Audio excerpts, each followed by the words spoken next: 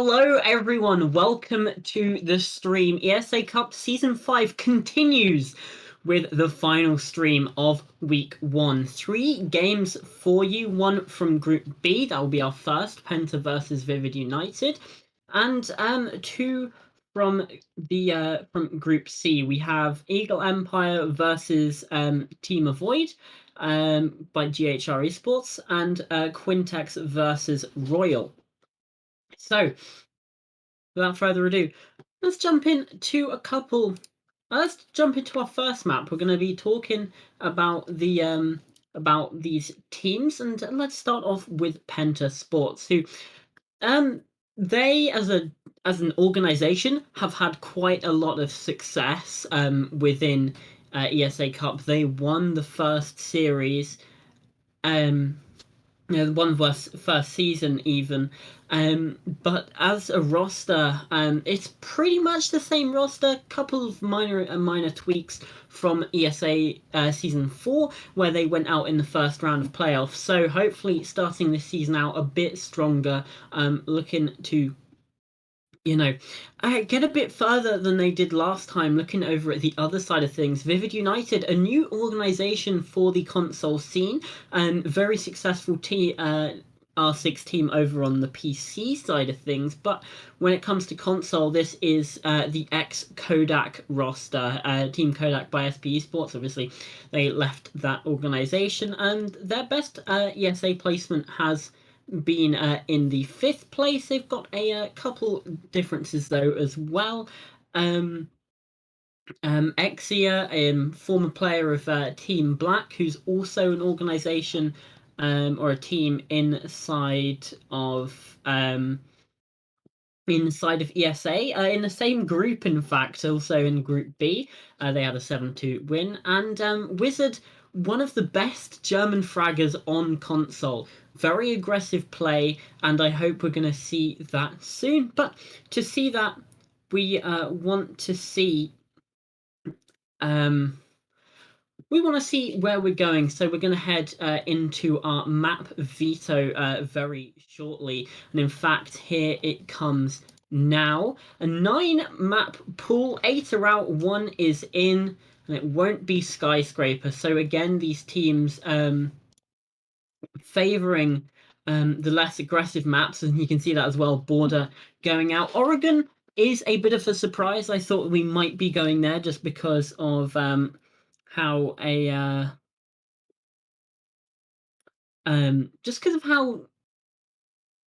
basic it is, I guess.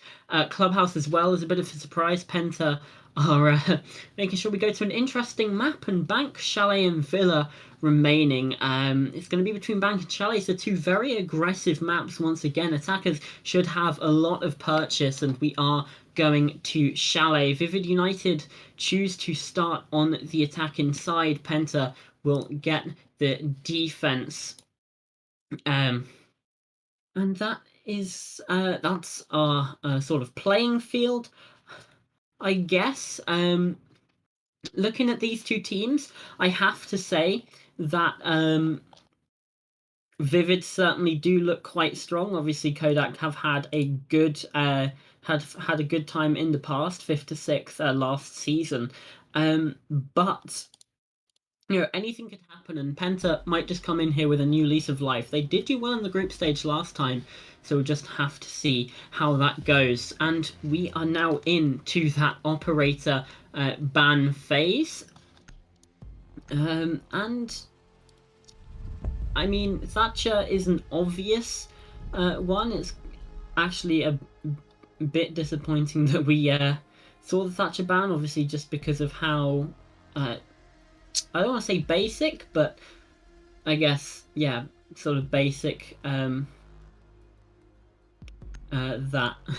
the op is. But from the other side, we have a thermite ban. Now that is interesting. From Vivid United, taking out one of the main hard breaches that you'll find on Chalet. So we'll probably be seeing a lot of Hibana, seeing a lot of Ace, maybe even seeing some Maverick play. Especially as we've seen Maverick banned quite a few times in the past. especially this season. It's going to be interesting. Although I do have to say, with these bans coming through, pretty standard. Especially that Thunderbird has been quite popular, um, in the console scene. So not too surprising to see her taken out. And now I welcome in my co-caster, which will be Bozamax. Hello, hello, my friend. Hello, good evening. I was about to say good afternoon, but no, good evening. We're starting a bit earlier than usual. That has to do with this match that we're catching up right now. Of course, it's already evening by now, at least if you're living in Central Europe, where this stream is broadcasted from right now. But yeah, either way, good evening, good afternoon, wherever you're watching from, and welcome to this first match of the day, where we'll have 3 in total, as you just explained earlier before. Yeah, I'm super excited for this match. This match was, of course, one that was originally planned for, I believe it was last Wednesday. But yeah, due to the server issues with Ubisoft that we had during this week, unfortunately, we weren't able to play this one back then. And luckily, we were able to catch it up on stream today, right here. So today, instead of the usual 2, we'll have 3 matches today on Sunday. And I'm very excited for this. 5 seconds remaining. Yeah, I mean, so am I. It's gonna be interesting. I mean, we're seeing a Gridlock straight out the gate. We're seeing an Amaru as well. So clearly, Vivid are planning on just throwing the rules out the window a little bit. They did ban Thermite as well. So yeah, I mean, more standard defensive bans, but things starting very quickly as Aina gets that opening kill onto Wizard. Yeah, certainly things not going well for the Ashe right there. Very aggressive play to just enter so quickly. Of course, you might not expect anyone downstairs at this point early on. But yeah, it's a very risky thing, but things are still going on. Actually, the first people are already entering the bomb site itself, with Kodev getting a kill, but also some kills happening on each side. Aina with a kill on Zanak, bringing this round to a 3 versus 2, where Real 2 was injured, but has been revived right now. Currently still the advantage going to the defending team, but attackers are still inside the bomb site. Do not have the diffuser ever, so this control might not be as valuable as it usually will be, and especially as Kodev loses his control over the bomb site. It's all coming down to Russa, who is playing outside at this moment in a 3 versus 1, which is still doable, especially with the fact that it's still 1 minute and 45 seconds remaining on the clock. But of course, it is a challenging one, because he needs to find all 3 players or plant the diffuser in order to eventually win this round. Yes, the diffuser's still not in pocket either for Russa, and I mean, it's certainly been a very quick round, only just now passing this halfway mark.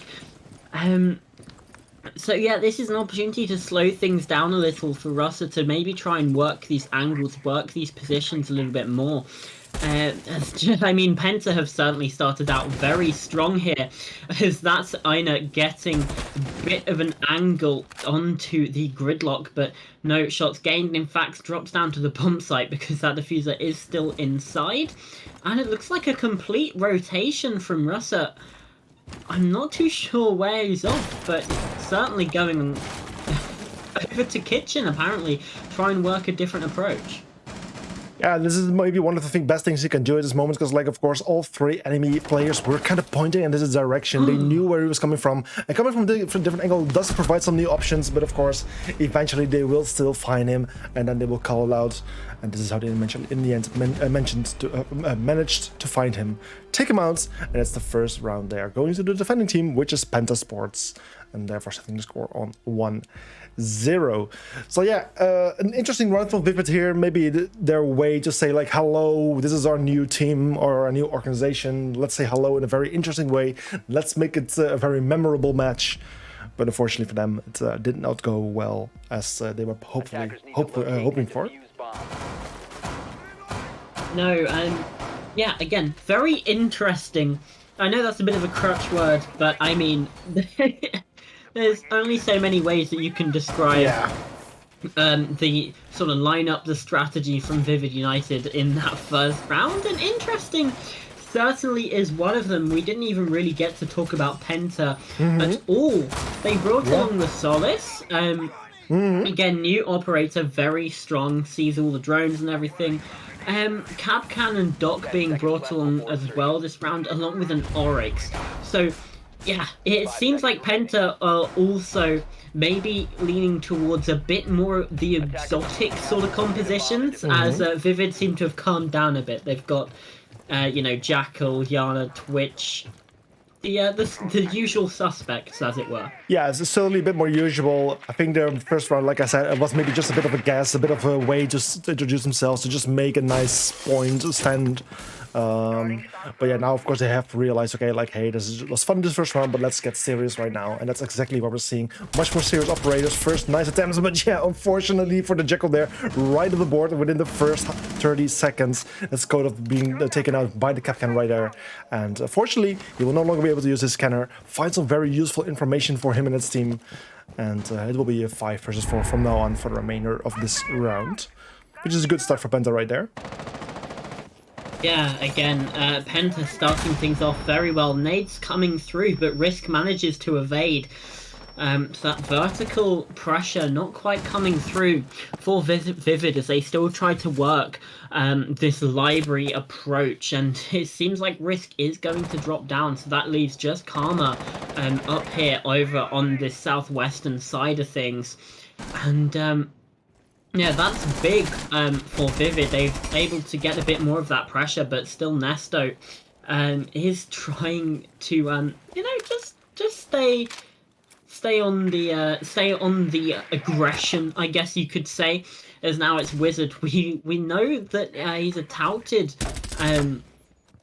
fragger. It's time to see whether that can come through in this match. Yeah, certainly, like, lots of expectations from him. Let's see whether the expectations are true. Meanwhile, Exia has found himself being able to open up the office wall. Of course, not a single bit of utility coming from the defense to deny that kind of breach. So that's like a piece of cake for Exia right there. Meanwhile, Wizard getting the first kill there for this round by taking out Risk. It's now back to an equal 4 versus 4 situation with just under a minute left on the clock. Wizard getting in a bit of trouble right now from a player all the way down there in the dining area. A very nice line of sight through the soft wall, doing a lot of damage, but Wizard still in place, still holding the gun in his hands, still being able to do damage, and let's see whether he can be successful for his team. He does need to be careful of this piano position, and that's Karma taking him out. The sort of trade response there from Penta, and once again they have this advantage. Exia trying to peek in, second for Karma, can't get the third as Zenak responds, but still man advantage. And Vivid, they've kind of been halted a little bit, 20 seconds, Diffuser not in the hands of either of these players. Russer trying to work this angle, Zenak does find one, as now it's the jump through from the Nomad inside of Bathroom. They need to be aware of the Oryx inside of Piano. That's Tiro finding one, and Zenak now in the 1 versus 2 has to clutch up, try to find kills or something because the time will run out, and that's a second round on the board for Penta Sports as they take a pretty hefty lead heading into this round 3. Yeah, certainly. Like Vivid, of course, the first round, we might not be able to fully judge based on that first round, as of course it was a very risky one. But this second round, certainly much more successful compared to the previous one, but still not good enough to actually beat Penta on this defense. And yeah, Penta's certainly doing a great job. It's like we're seeing the same thing happen like in the end. The person carrying the diffuser dying in a very tough position, where then the remaining players need to retrieve the diffuser, risking their lives to pick it up, and in the end also wasting so much time with barely any time left to in the end even place it down. And yeah, things are certainly going in the way of Penta so far. They're doing a great job. Of course, they are Penta. It's a well-renowned team. It's like a big name within the competitive scene, the esports scene. We don't really see them much on Siege anymore, like on PC, like in the big leagues, but they're still very much alive, especially here on console. And I'm very excited to see them here. But yeah, so far so good. They're going now heading to the third bomb site for this round. Two wins in a row, so they will be heading to the third. And for this, they will be heading to the basement, which is Snowmobile Garage and Wine Cellar. I really like this basement site. I know it's not the most popular, but I think if you're on defense, there's a lot of ways that you can work it into quite a big advantage, especially if you hold vertical control over the kitchen and that sort of hatch. And we can see there is Tiro upstairs trying to work, trying to apply that pressure, but Weekly falls back down blue, but actually has a bit of a second thought. Wizard might be in the firing line here. It just depends on who shoots first, and it is Wizard. That's a better start for Vivid. They do have the opening pick now inside of round number 3, and that gives them an advantage that they can try and apply this pressure onto Penta, because this site, although it is good if you can defend it correctly, it can very easily feel very constrictive. Launching drone. Yeah, and with the first minute passing right here, a lot of things has happened on the attacking side. Actually, one first attacker actually losing his life, which is Wizard. But what I was about to say, the attackers have now gained most of control over the ground floor and upper floor, and now fully start focusing on the bottom floor, on the floor below, and where of course the objective is located. So that's actually good timing from the attacking team. Unfortunately, they just lost that member just now, but still in a good position right here. They can now finally start using this buck, which will be super effective in making verticalities, making it extremely difficult to play on site at this point. You just need to be a little bit careful because the mute is on the roam. You're just falling back through the west main stairs, but in the end, it could be a very dangerous position for a flank. But unfortunately for the mute, it didn't really happen that well. Yeah, trying to take that long range fight with the SMG-11. Certainly an interesting decision, but that's a push up the stairs from Karma. No one was watching it, and he's been allowed to get away with murder as Kodak goes down. Trying to find Zenak as well, but won't find it now. 3 versus 3 as the trade comes through. This blue stairs position, though, is going to prove difficult, especially as Dr. Nesto. Oh, there's a bit of a whiff on the impact, but still, it's that one's going to connect. The smoke grenade is going to make this position a little bit worse for wear, though, as now the vertical can start to come through for Vivid as Russer takes Aina down a huge chunk and Zenak finds another.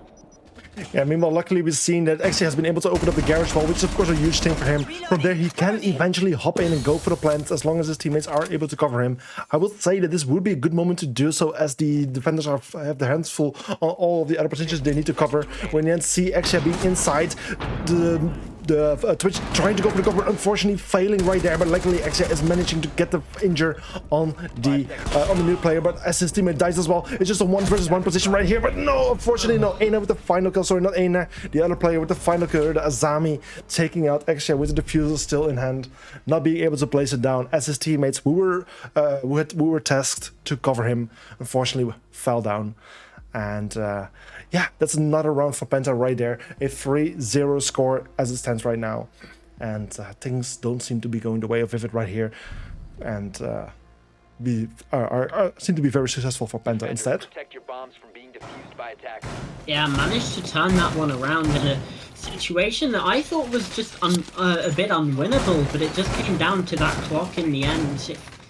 I mean, Exia had maybe, 10, 15 more seconds to try and work that one out. It possibly would have been a very different outcome. But as things stand, it's a 3-0 lead for Penta Sports as we head into round 4, going back to the Bar and Games site, which we haven't seen a lot of, Max, when we've casted a lot of Chalet games already this season. 5 seconds left. How many is that actually? Hold on. I think this is definitely my third. This is the 4th time Chalet is being played. I'm not sure if Chalet was casted every single time, but it is the 4th time that it has been played within this competition.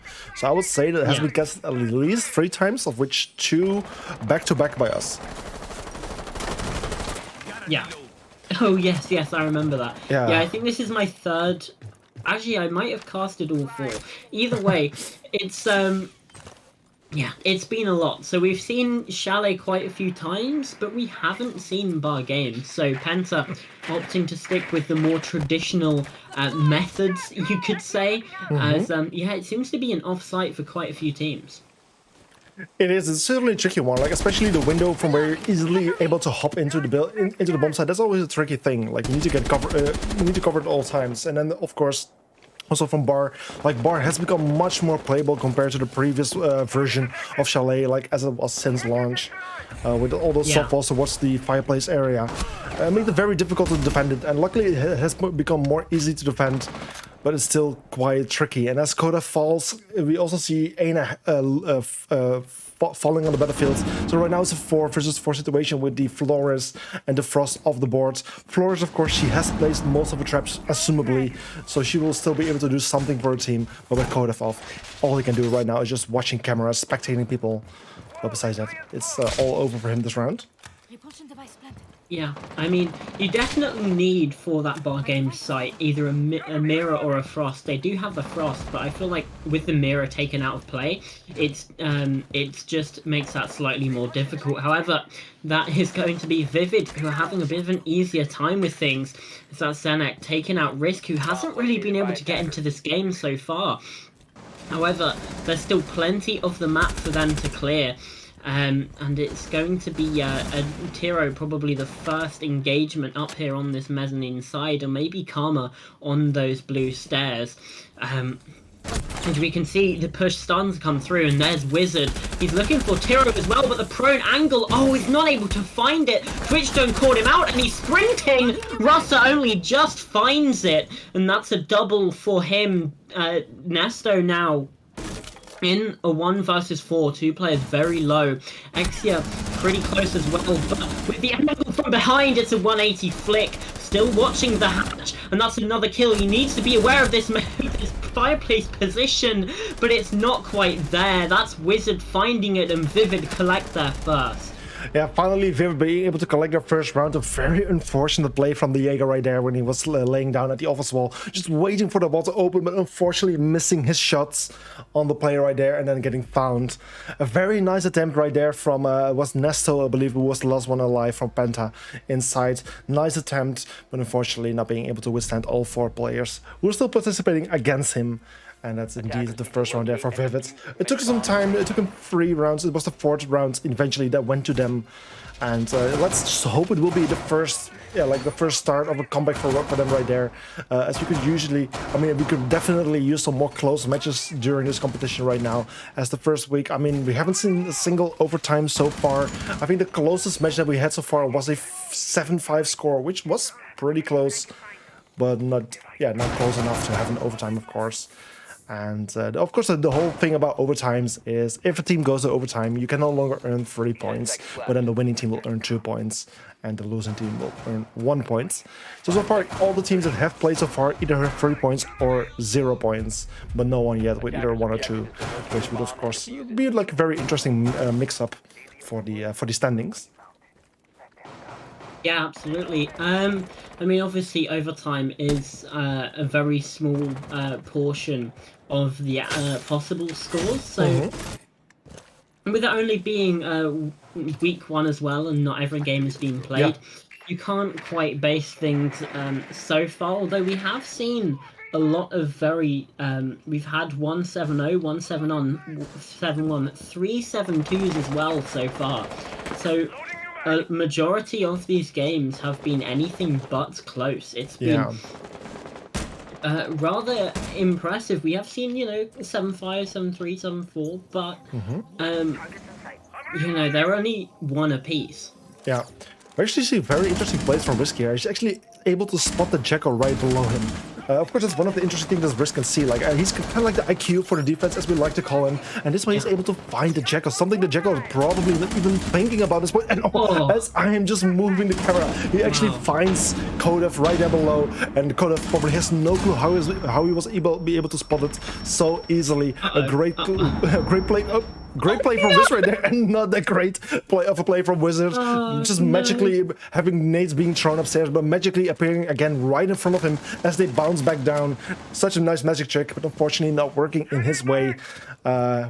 After which now a 5 versus 3, and things not going the way of Vivid. Still 1 minute and 25 seconds on the clock remaining. However, Rustin now relocating himself towards the office wall, going to open it up with his ace charges, getting those lines of sight happening, and some entry points fixed, which will certainly allow him and his team to potentially get some kills or get inside of the bomb site to eventually plant. But as Russell loses his life, Zenek gets a kill on Karma. It's a 4 versus 2 right now in the advantage of Penta. 2 times as many people alive on side of Penta, but as Nesto gets a kill there on Zenek, things are all coming out of Exia, and he unfortunately does not find Nesto. He gets taken out, and it's another round for Penta. 4-1 score. Yeah, there's going to be mixed emotions for that round. I mean, the nade shenanigans aside, Yeah. Risk finally getting a kill onto the scoreboard as well. Certainly going to help Penta, because they've already got 4 rounds on the defense of Chalet, which is kind of a crazy statement. And if we look at Chalet, I mean, 60% attacking win rate so far in this season. Oh, So, that's surprising yeah, compared to this match then. yeah, exactly. Penta really running away with things, and this might not be the close match that we had hoped for. Obviously, with the Thermite being banned out, that's certainly going to skew the results a little bit. Okay, interesting. Yeah, let's just see what the viewers were expecting of this match, because of course, as always, we do a prediction in the Twitch chat, where in the end today, 11 people casted a vote, for which we are very thankful. And actually the majority, 8 people, voted for Better Sports, where only 3 people have voted for Vivid. Where also a pretty big portion of channel points were put on Penta, but let's put it aside, it's all about the vote right now, as not every country can actually put some channel points in their prediction. But yeah, like the majority for Penta, like I was saying, maybe Penta just having the bigger fan base, but at the same time certainly performing very well as well. And that's yeah, like as the viewers were expecting, they are performing well, and it's already 4-1, which is yeah, which means they're doing pretty well at this point. Yeah, potential to have a 5-1 half, which would be almost impossible for Vivid to come back from, especially when they go onto that defensive half, and Penta have the side advantage. So, Vivid, this is a must-win round for the newer organization. I mean, I don't know if they're going to be able to do it. Obviously, we've seen good stuff out of Wizards and Zenak and Dexia as well, but it's just... You've got Nesto already on 10 kills. You've got Karma as well playing out of his mind, but Russell drive-by swing, and he's going to get taken out of this round. And oh, hush my smart mouth, because that's Vivid doing exactly what we wanted to see from them.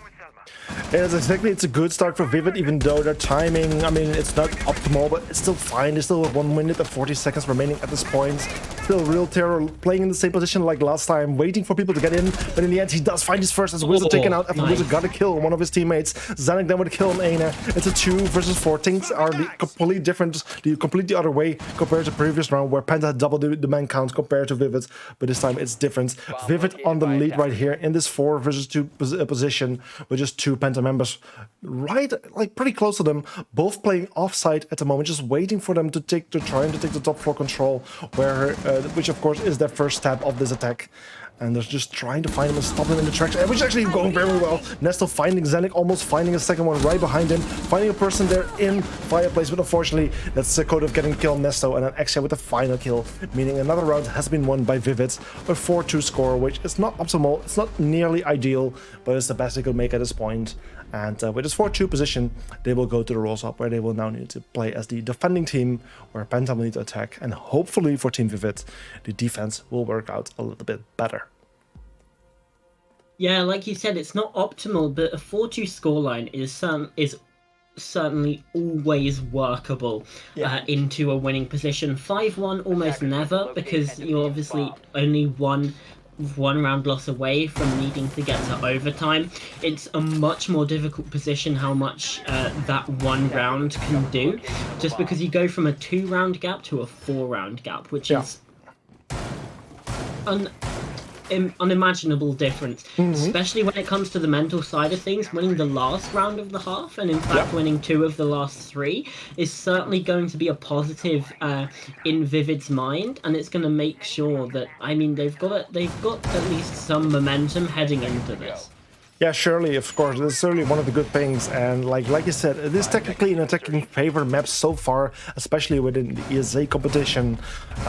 Vivid didn't really manage to show that, but maybe their defense will be pretty good, and maybe they will be able to get multiple rounds out of it as well.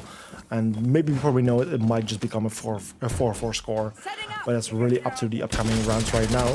Currently still Penta in the lead, 2 points advantage over their opponents. Let's see how they will be doing on their attack, on their offensive plays here. Yeah. And I mean, Penta, once again, we've got to give him the advantage. This is a very long angle from Aina. It's not quite working out as Wizards trying to take this fight aggressively to the Flores on the other side of things. It's honestly such a disgusting angle from this southwestern rappel, but it is Karma to find the first. As we're distracted. Oh, the wall bang! And that's Exia going down. Penta with a very big advantage. 2 men up at the very start of things, and that's only 1 minute gone. 2 remain on the clock. And yeah, while we were distracted by Aina, it seemed like Vivid might have been as well. Yeah, certainly they have been. They're down 2 men at this point, with still 1 minute and 35 seconds remaining on the clock. Penta is just taking control over the top floor so far. They have full control right now. In terms of operators, they don't really have a specific operator to make those verticals, but as Risk get another kill on Kodevs, it's a 5 versus 2, and this is going to be a very tough round for Vivid to still win if they still wish to do so. Ace charges are coming out, walls are being opened, things will be becoming very difficult for Zenek to play in this position. He might just be able to surprise a player or two, and as he finds the Ace, I would say he might get the kill, but he doesn't. It's Wizard with the kill on Risk after Zenek was taken out, and in the end Aina with the final kill there on Wizard, who was still playing, actually all the way rotated towards the trophies there, even help me out, yeah, like as he moved upstairs, he was still found. And yeah, that's another round there for Penta, a 5-2 score. Penta just being 1 round away from the match point, which is of course a great position for them to be in. And yeah, with a 3-point difference, they probably feel pretty confident at this point. Attackers need to locate and defuse as many bombs. Yeah, absolutely. They can certainly be happy with how this map has turned out so far. And I mean, now Vivid head down to this basement. Yeah, I'm looking to see a real turnaround of things. Obviously, the momentum not there anymore. We said they might have a little bit, but Penta winning that round and in that fashion as well. I mean, Wizard did deny the flawless, but only just. It was still 4 players left alive. So that's going to mean big things for the mental mindset of both teams. And Penta, I think they can afford to get quite aggressive here. We've got the Ossa possibly going for that plant. Gridlock again being very popular in this match, and I'm not too sure why, but I'm loving it for just how wild these compositions are. Yeah, certainly Gridlock is not the most useful operator. Like, a lot of teams prefer to either take the Nomad or the Zero for the flank watch. Where of course Risk does Gridlock does have a few other options, especially for example for diffuse denial, or just yeah, like it just does provide some options. Yeah. And just area denial is almost certainly a better use than flank watch. Yeah, true, and like we already see the first ones coming out, just being thrown in like a high traffic area, which is not even useful at this exact point, but maybe later on it might become useful for them. And just being with the trouble here, the gadget does have a full opportunity to fully deploy itself, not any risk of being shut down early on. And yeah, like it might not even become useful, but it's just one less thing to worry about. And ooh, nades, however, that's something that A-Net does need to worry about. Like we said before in previous match, Oza's shield is very much bulletproof, but not explosive proof. And when an impact wash of a Wizard was able to take it out, and a second kill coming to Karma, things are going well for Vivid. Luckily, finally, they might just be able to do another round, but still, it's a 3 versus 5. Penta might just be able to come back from it. And as the Ace is still alive, they might be able to do some nice destruction here and there to make things a little bit easier for them. But of course, the Mute Jammer is going to be in trouble, and especially Wizard still in the same position, an even bigger one. A triple kill for him right there, and a quad kill as he gets the fourth. That's Tyro taken out as well. It's all coming down to Risk. Will Wizard get the Ace right here? Just one more player awaiting him. He knows where he is, but no, unfortunately not. It's Risk taking him out. It's Wizard off the board. It's a 1 versus 4 situation right here. When 1 minute and 10 seconds on the clock. EMP Impact Nade comes out to open up the wall where the Ace charge was previously placed, making it a little bit easier for Risk, but still very difficult as he's still in a 1 versus 4 position at the moment. Very strong defensive setup from Vivid. We saw that keeper barrier give Wizard 3 of his 4 kills, and yeah, it's certainly not made any easier. Now it's a 1 versus 4. as the T4 comes out, and that's going to be the end of things. Russa collects that one, and now it's 5 rounds to 3. Vivid back on the scoreboard, but Penta can still afford to just trade these rounds out. And yeah, they're still going to walk away with a 7-4 victory if things keep alternating like this. Vivid need to get a streak going. Yeah. Yeah, indeed. This is that was the first defensive win for Team Vivid. Let's hope for them it's not going to be the last one. But yeah, at least they got a taste of what's waiting for them. They'll now be heading to a bit more familiar bomb site, which of course is the office bedroom bomb site. We've seen it being played a couple of times. Let's just see how things will go for Vivid. Last time where Vivid was attacking and Penta was defending, things went in the way of Penta. They did a beautiful defensive setup here, and they were able to fully deny Vivid as they were trying to attack. Let's just see how Vivid will do this time. We'll just have to wait and see on that one. Looking at this now, we're going to the top floor. Again, kitchen dining very much avoided by both of these teams, and we're seeing similar lineup. Aina instead going on to the Lion, but Gridlock yet again being prevalent in these rosters' attacking compositions. Yeah, also I do think like just in the Nomad again, I think one of the reasons that we see Nomad as much is those EMP nades that she has. Those are very useful, of course, especially with the Thatcher being abandoned. But like as Zenik is playing there, it gets real. Wow, many people are losing their lives at this point. 3 members of Penta taken out, and a huge stand down there from 2 members of Vivid, just shutting down the entry of Penta, not even allowing them to make a proper entry towards the building. And just leaving Nesto and Risk right here, right alone in this 2 versus 5 situation. A very tough position to be in, especially with the amount of time that's still remaining. I mean, they do have some opportunities, especially as the defending team, might just start behaving like an attacking team, as they might be getting more aggressive at this point. And this is, of course, a huge opportunity for the 2 Penta members to just get some more kills, to make things a bit more workable, to bring it a bit closer in terms of man count. But let's see how they will do. Yeah, it's certainly looking much better for Vivid on this defense. And, I mean, this could just be a very defender-sided Chalet. Obviously, it's looking that way so far.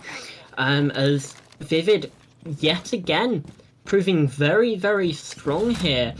It's a 2 versus 5 for Penta, like we previously established. And, I mean, it would require some heroics to claim this one, to pull this one back from the dead, because, I mean, this is just a formality at this point. The intel is there, and Kodak collects onto Risk. It's now Nesto. Another 1 versus 5 that Penta find themselves in, and it's all down to the Superstar Fragger, but hasn't found a kill in, I think, 2 or 3 rounds. You might just be right, I'm not quite sure, but in the end he is now in a tough position. He might just be able to add some kills to the kill counts, as of course a 1 versus 5. It's pretty easy to find some kills, as like your opponent's team will start to become a bit more aggressive, as the risk is a bit lower at this point. We're even seeing some runouts, jump outs happen, exactly what I mean. Even technical time is already requested by Penta at this point, which will go in, of course, once we hit the big face. But yeah, just the remaining 23 seconds at this point. Penta also now has some time to talk about things. C4s are even being thrown in, almost taking out Nestor right there. He now will be getting into contact with Wizard, but he does finally find that kill that he was looking for. That's at least 1 player of Vivid taken out. He might just find a second, as Kodat is getting a bit closer as well. But in the end, it's Kodat with a headshot there on Dr. Nesco. And that's another round for Vivid right there. But we'll jump right into the 1 tap indeed, and we'll just jump right into the tactical timeout right here, which was requested by Penta, which it was not super necessary, although a 5 versus 4 position with more rounds going towards Team Orange at this point, it might just be actually a good moment to do so. Yeah, let's also take a look at the scoreboard right here. Now we have the opportunity, both Dr. Nesco and Wizard both on 12 kills, which is pretty good. And then Karma and Zenek right behind them at 8 and 9 kills, where the rest of the team is just kind of around the 2 to 5 kills at this point, which is pretty decent. Everyone is doing their job, like nothing too bad or on the other players.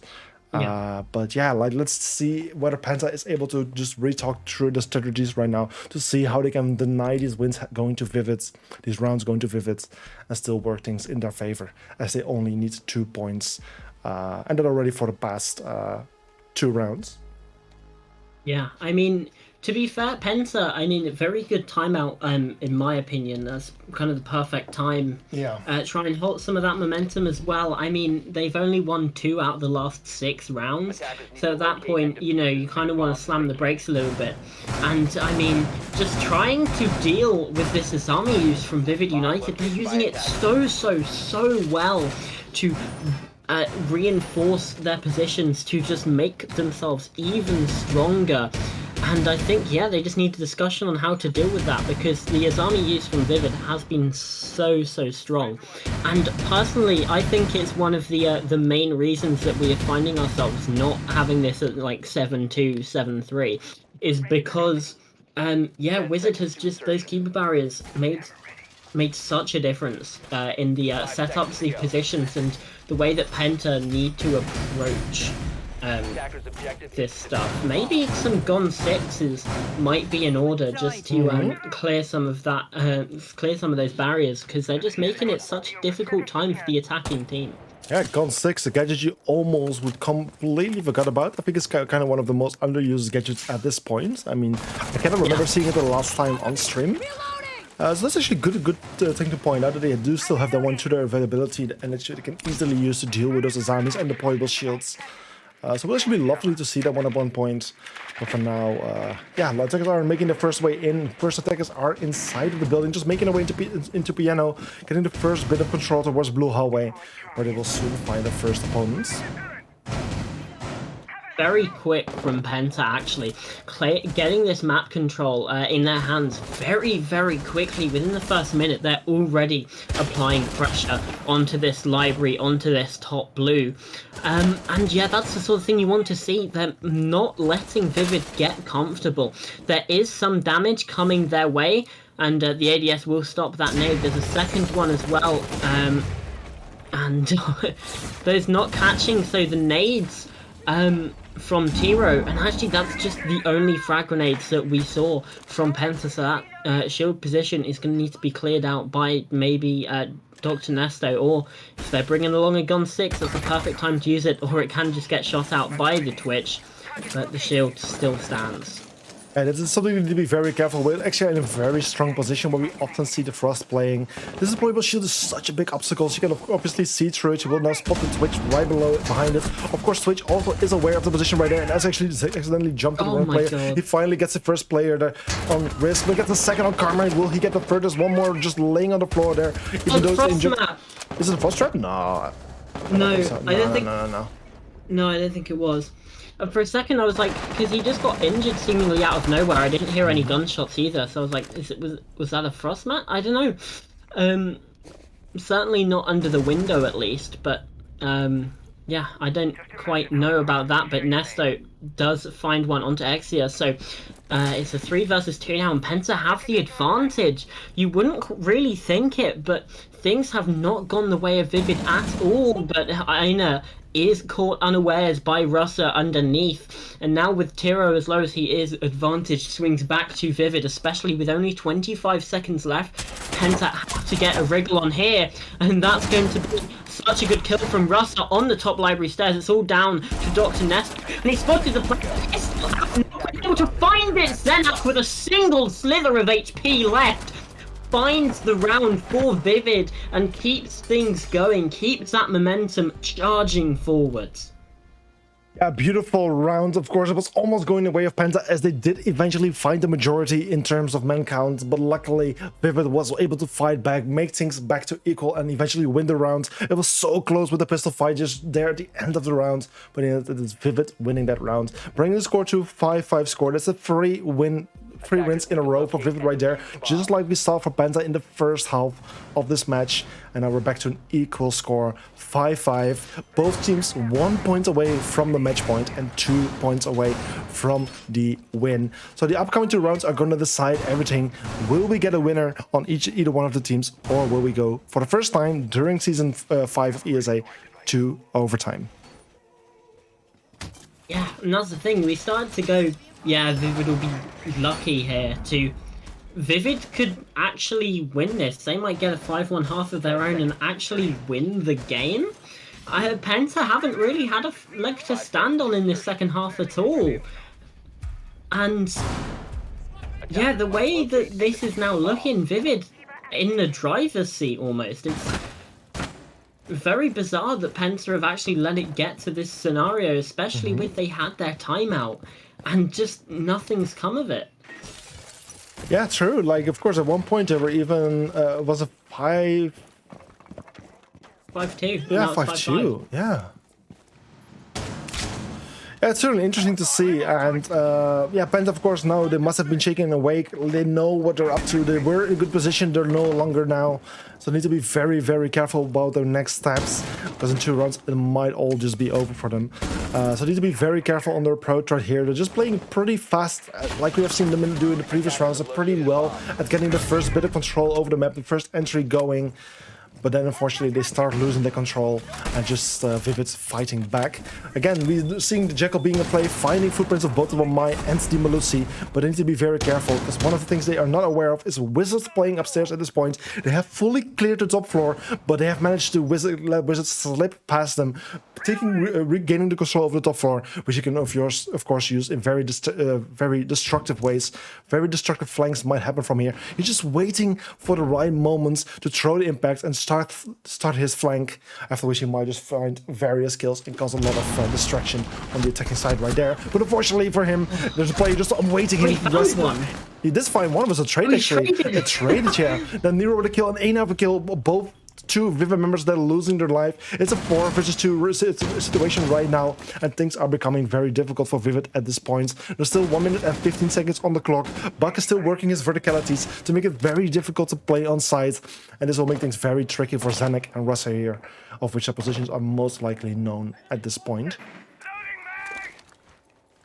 Yeah, and things, I mean, this is what we've wanted to see from Penta. As soon as we start saying, you know, Vivid have a chance here, and Penta immediately deny them. Still possible, especially with that kill from Russa, not able to take it on to the player up the blue stairs, and it all just comes down. Tiro with both of them, actually. And that is Penta up on match point. Oh, they just lined up so nicely. And stopping that win streak, and more importantly, they now have the shot of the full 3 points. Yeah, Penta now back to the match point. Something that could already happen so much sooner, but they took their time, and now they're just back at this position, or like finally at this position, as you'd say. It's just really up to Vivid to see what's going to happen next. Traditionally, in the terms of round history, it should become a round for Vivid right now. Am I saying that correctly? Yeah, it should become a round for Vivid. If we just have a repeating of the first half of this map.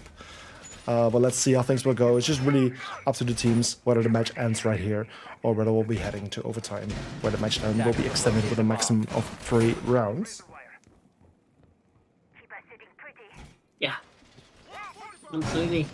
Maximum of 4 rounds left in this game, obviously, if we do get to overtime. I mean, I think this could be it. It certainly didn't look like it, especially from the way that first half went. 10 seconds remaining. But, you know, defensively, both these teams have just been so strong. 5 seconds left. It surely have been. It's a very interesting match. It's one of the most close. It is the most close match that we have seen so far during ESA Season 5, and I'm very happy to see it. I was already hoping this for such a long time, and now it's finally here. So let's see how this potential final round will go. It's just up to Penta to go for the attack right here, and Vivid to go for the defense. And yeah, the winning team will decide the fate. Oh, Vivid can no longer hope for 3 points. They're going to have to fight for 2 here in round number 12. This is what it all comes down to. This 5 versus 5, this 2.5 minutes is all that it will take between Penta finding 3 points, or we launch into the very first overtime of Season 5. And, I mean, What do you reckon will happen, Max? I wanna hear your thoughts. Well, Penta certainly go for a different kind of approach. Like every single time they were so quick with their entries, and right now everything is going much slower. Just two people inside of the building, where most of the other players were droning in the first minutes. Like now they're all off drones, and they will start making some movements. But it's certainly a kind of different approach from Penta, and whether this is a good thing, I'm not sure. Because like the entry wasn't the problem every time. It was just the keeping the control and not like having any unnecessary deaths or any flanks happen. But things are certainly starting out well, as both two players of Vivid have been taken out. It's a 5 versus 3 situation right here, which is a great start for Penta. Nades are being thrown, doing a lot of damage there to Rusty, but he is still in play. He is still alive. He might just be able to find someone right there on the stairs. There's two players, but he's completely destroyed and distracted. Tyro gets a kill on Rusty. It's a 5 versus 2. This might just be it for Vivid, but luckily Wizard is being able to get a kill there on Tyro. It's a 4 versus 2 right there. Still two times as many people alive on the side of Penta compared to Vivid, but at least the first start has been made. But unfortunately, Wizard gets taken out. It's all coming out to Exia. He can only do it for his team right now. He needs to take 4 players to win the round in order to still being able to get some points for his team, but unfortunately Karma gets the final player, takes out the last Vivid player, and that is a win for Penta, setting the score on 7-5. Comeback denied. That is victory for Penta Sports. Certainly a lot closer than they maybe would have expected or wanted, but it does come down in the end to a 3-3 half, and that is game. A very exciting match to start things off on Chalet. Penta Sports 7 rounds to 5, beating Vivid United. But again, Vivid, that so could have easily gone to overtime, or even Vivid taking it in the end. You know, when we got to that 5-5 position, it looked like Vivid might have had such a good chance at things, but it just came down to those final moments, and yeah, that was the end of the road for Vivid United. Obviously, they're not out yet. That's only the first week. We've still got 6 more weeks of this group stage to go. A lot of opportunity for both Penta and Vivid to score a lot of points. But as it stands, no overtimes in ESA Season 5 yet. That's 3 points on the board for Penta Sports. Yeah, it was absolutely beautiful match. The most close match that we have had so far, even though it didn't go to overtime in the end. But it was a beautiful match. And these teams were certainly well matched. I'm just very curious to see how they will perform against the other teams in their group. To see whether they will be just as strong or whether they will absolutely dominate those teams. So yeah, with this first match done for today was actually a catch-up of a match that was supposed to happen on Wednesday. We'll now be heading we'll be heading towards the scheduled matches that we originally had, which is actually a new team, or like a team, a new team technically, which is Quintex Esports. Originally, instead of them, there was Phoenix Pro, but unfortunately they had to drop out of the competition. And as they did not play any match yet, there was still an opportunity to find a new team to replace them, which ESA board did in the end. And so Quintex Esports will be taking the place of Phoenix Pro, and soon they will be participating against Royal. So after a short break, we'll be back with that match, which will then be the second match of this evening. And then even later on, it will be Eagle Empire versus GHR, which stands for, I keep forgetting that one. It's a team of vods by GHR Esports. So we'll be heading into a short break right now, and then within, like, let's say 15 minutes ish, we'll be right back with the second match of tonight. So see you guys soon.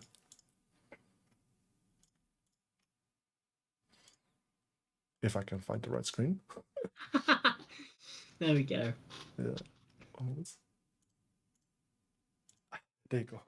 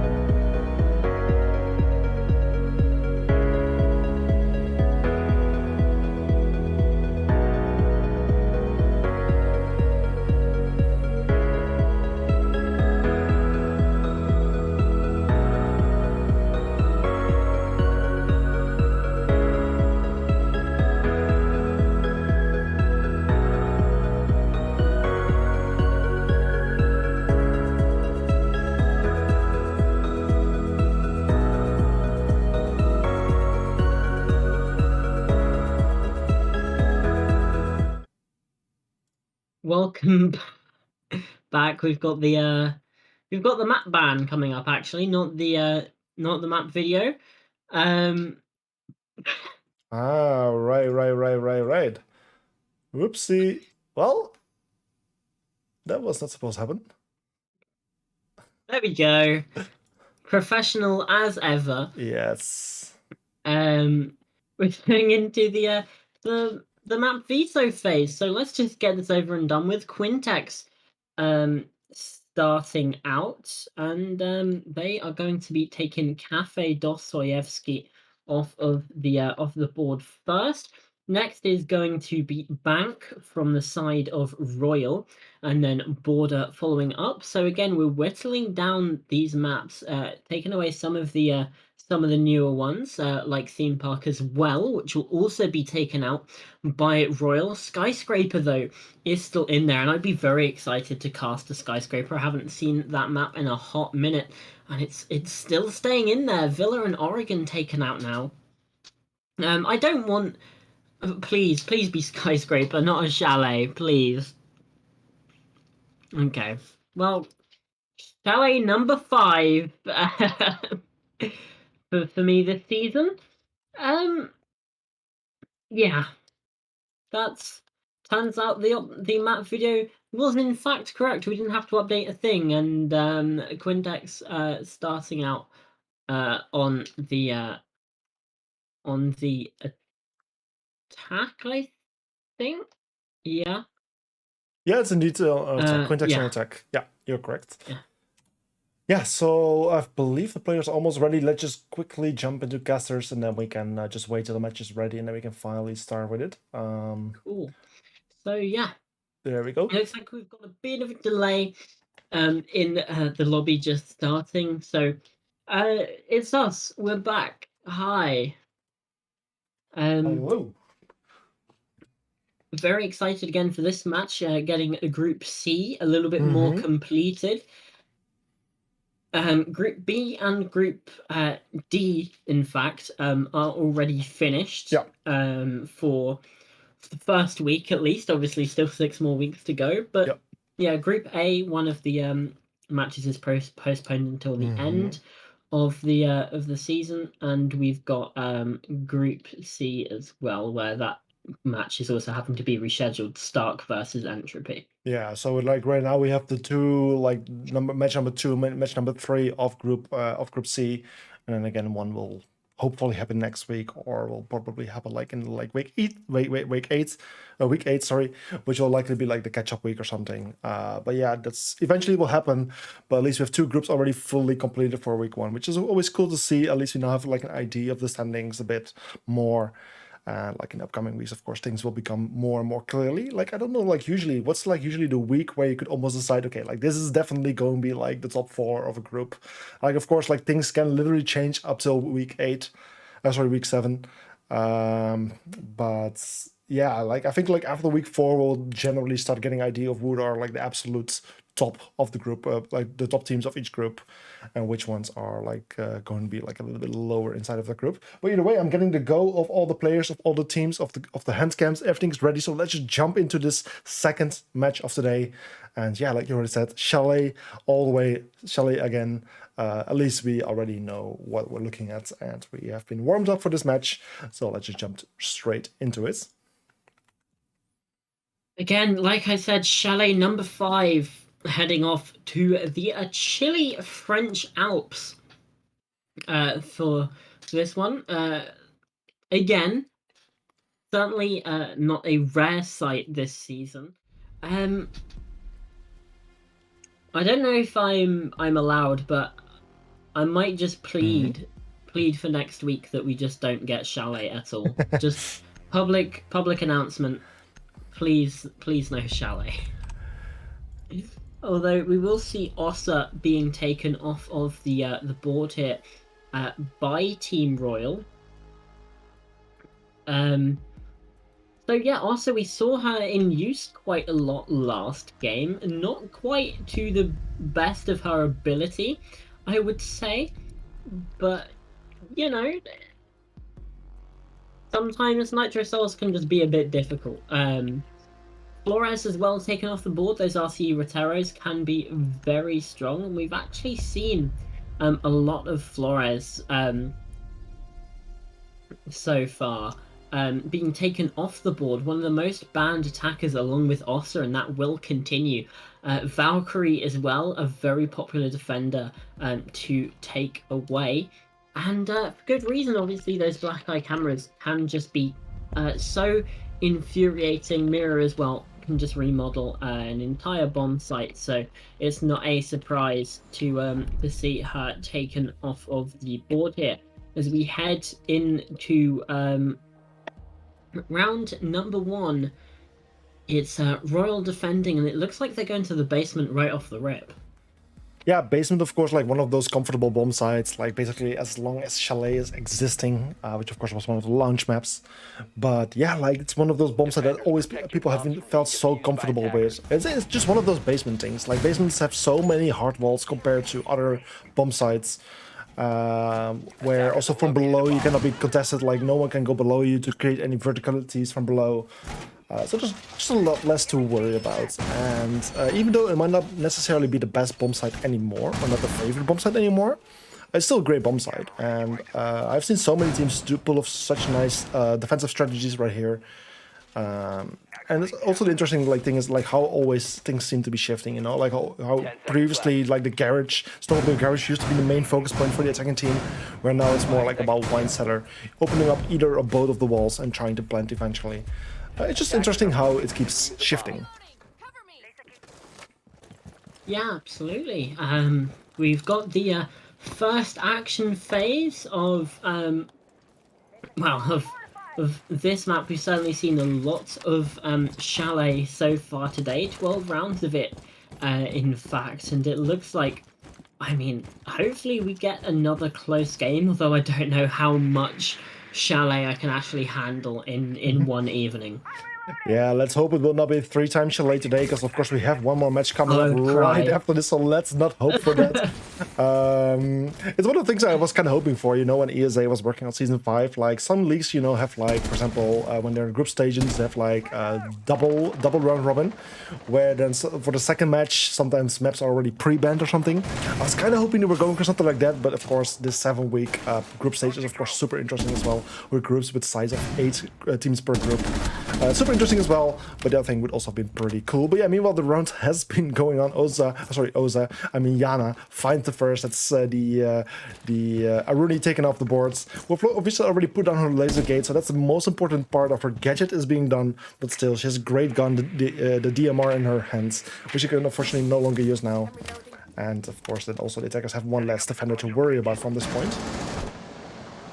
Yeah, half the round has gone by the wayside as well. That was UK getting the first one there. As now the EMPs start to come through, that will allow the breach to get opened up, and we're seeing a lot of split pressure from Quintex as they're still got that IQ tracks over on the main breach, whereas the rest of the players are applying pressure over here on Wine Cellar, but Envision's come from the flank, and that's 3! And now the tide has turned as Royal now find themselves with an advantage. Fago found 1, but still, it's now very separated, very split. And Envision, I mean, what a play. LQ finds 1, it's all down to Trax, does find the first, but still 2 more to find. And Envision looking to push for 4 as LQ inside of Connector might just get their second of the round, and there it is. Royal, a round they absolutely should not be winning in the slightest, Max. Yeah, it was a great start for the attacking team, how they managed to open up so many of the walls, completely surrounding the bomb side, just not allowing defenders to fully rotate. So many lines of sight were covered by the attacking team, but of course one of the lines of sight that was not covered was their flank, and that was a huge play from the flanker, which I believe was Thunderbird, right? Yeah, it was Thunderbird. Yeah, Thunderbird. Yeah. Yes. Envision. Interesting name. Envision. But yeah, like anyway, a fantastic flank from him. A great way of denying the enemy team and taking out 3 in total of them. Huge play. Like, he basically saved the day for his team. And like, I'm very curious to see what else he has in store for us for the upcoming round, because it looks promising. Yeah. Again, I mean, Quintex had all of the makings of a perfect round there, almost. 10 seconds left. You know, they had the right setup, they just didn't watch that flank, and that's all it took for Royal to really capitalize, and Vision especially, with those 2 kills, and LQ at the end finding those final 2. I mean, well played for Royal, and I hope it doesn't knock Quintex's confidence too much, because they absolutely had that if there was just that one piece of the puzzle that they hadn't missed. Yeah, it's always such an important thing to watch a flank, and like, once you don't know how many people are on site, you always need to be just thinking about the fact that this might just be one more player just roaming around. Jekyll is certainly going to be an operator who might be able to help out with this, as he will be able to find footprints, and if he just finds footprints off-site too much, then of course they will have an idea of there might be just another player roaming somewhere else, and as he's able to just also scan those footprints, he will in the end be able to ping out the location to all of his teammates, which will make things even more simple for them. Oof, great nitro there on Invazin, doing lots of damage. Of course, it is Thunderbirds. Somewhere healing stations must have been placed, and as we can see right now, she's just walking past them all, just fully healing herself back up after she was almost taken out by the nade right there. But that just shows how strong of an operator Thunderbird can actually be. It was actually one of the most banned operators previous season, something we not necessarily seeing this season yet, which is interesting. Of course, Thunderbird wasn't really nerfed or anything. But still, it's a great operator, and we just see how strong she can really be right there. But yeah, as I'm saying that, of course, she does get taken out. She's not invincible or anything, just in the end. Even though she gets healed back up fully, she's still vulnerable. And this is just the final defender losing the life. However, 1 minute and 20 seconds remaining on the clock, which is not a huge amount of time at this point. So attackers do need to hurry up a little bit. They have accomplished some, but not enough yet to technically win the match. But as Yuki gets a kill there on LQ, it's a 5 versus 3, which makes it a bit more workable for the attacking team right there.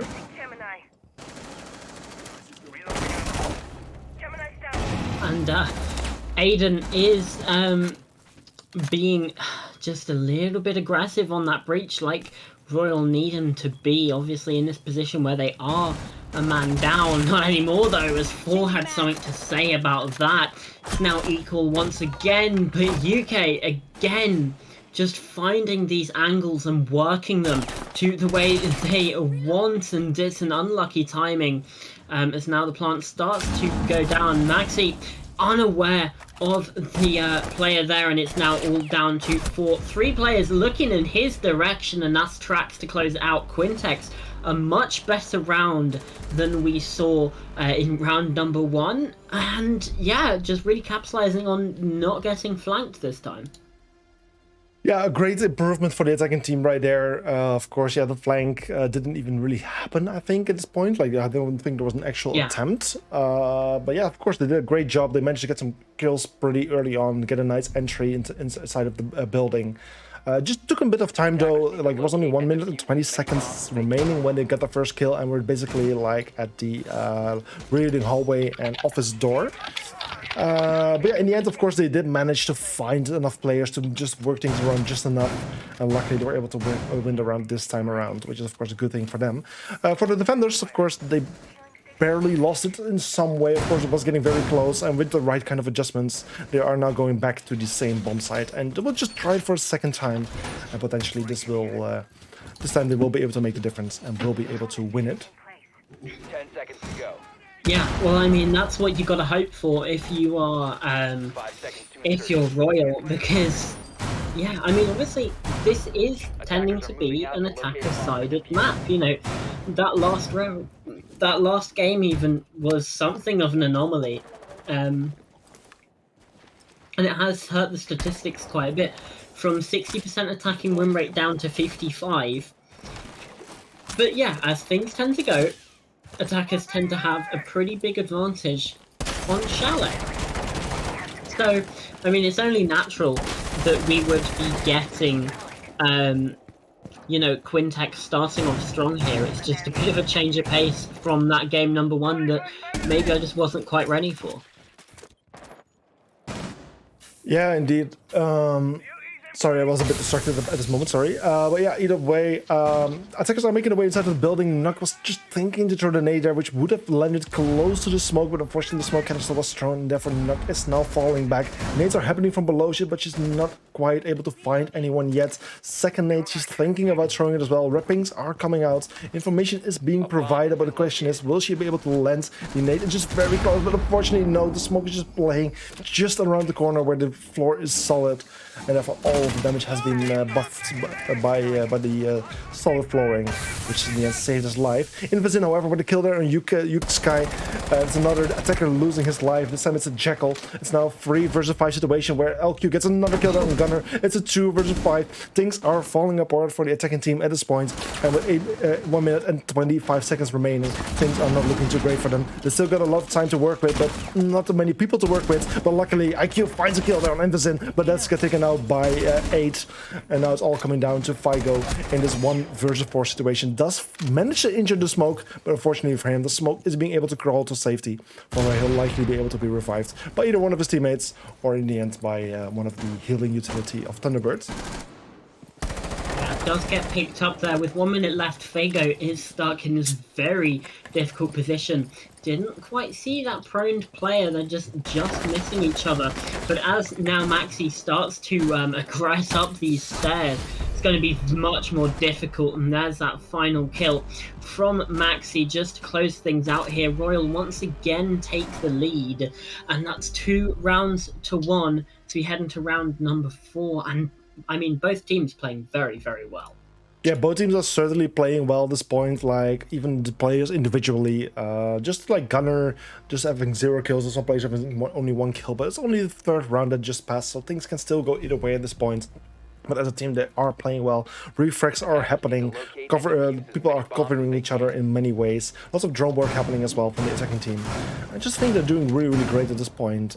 It can just go either way from now on. We cannot really say which team is doing better at this point. Of course, it is Royal currently in the lead with a 1-2 score.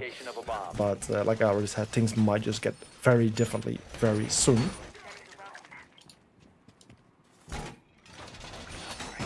Yeah, absolutely. We're seeing Gridlock again. Seems to be popular. I've never really seen Gridlock be this popular, but I mean, sure, we'll go with it, I guess. Yeah. Again, thought-provoking, not necessarily my favorite choice, but you know. It works, I guess. Yeah, it works. The gun is decent, the utility is nice, she has EMP nades, which might be one of the reasons why she's being picked quite a bit, although they do have the Tesher available, which is even picked. But still, yeah, like we have seen her gadget being used just a bit. It does require some time and utility to take care of the gadget once it has been placed properly. And yeah, it could just make the difference eventually. Very possibly could. Now again, Quintex looking to find this pressure over the top. It's mainly Trax and UK that are looking like the more aggressive players on this roster. Just from these few rounds that we've seen on them, making sure that flank is protected as well. As now Gunner maybe looks to try and find something, and that position from 4 inside the kitchen is certainly something we're going to need to look for later on. But as for now, it's getting aggressive and getting a little bit spicy over towards the mezzanine. UK brought very low as their grenades start to come in. Kill box position spotted, taken care of, but nothing, no one's there, so yeah, nothing comes of that one.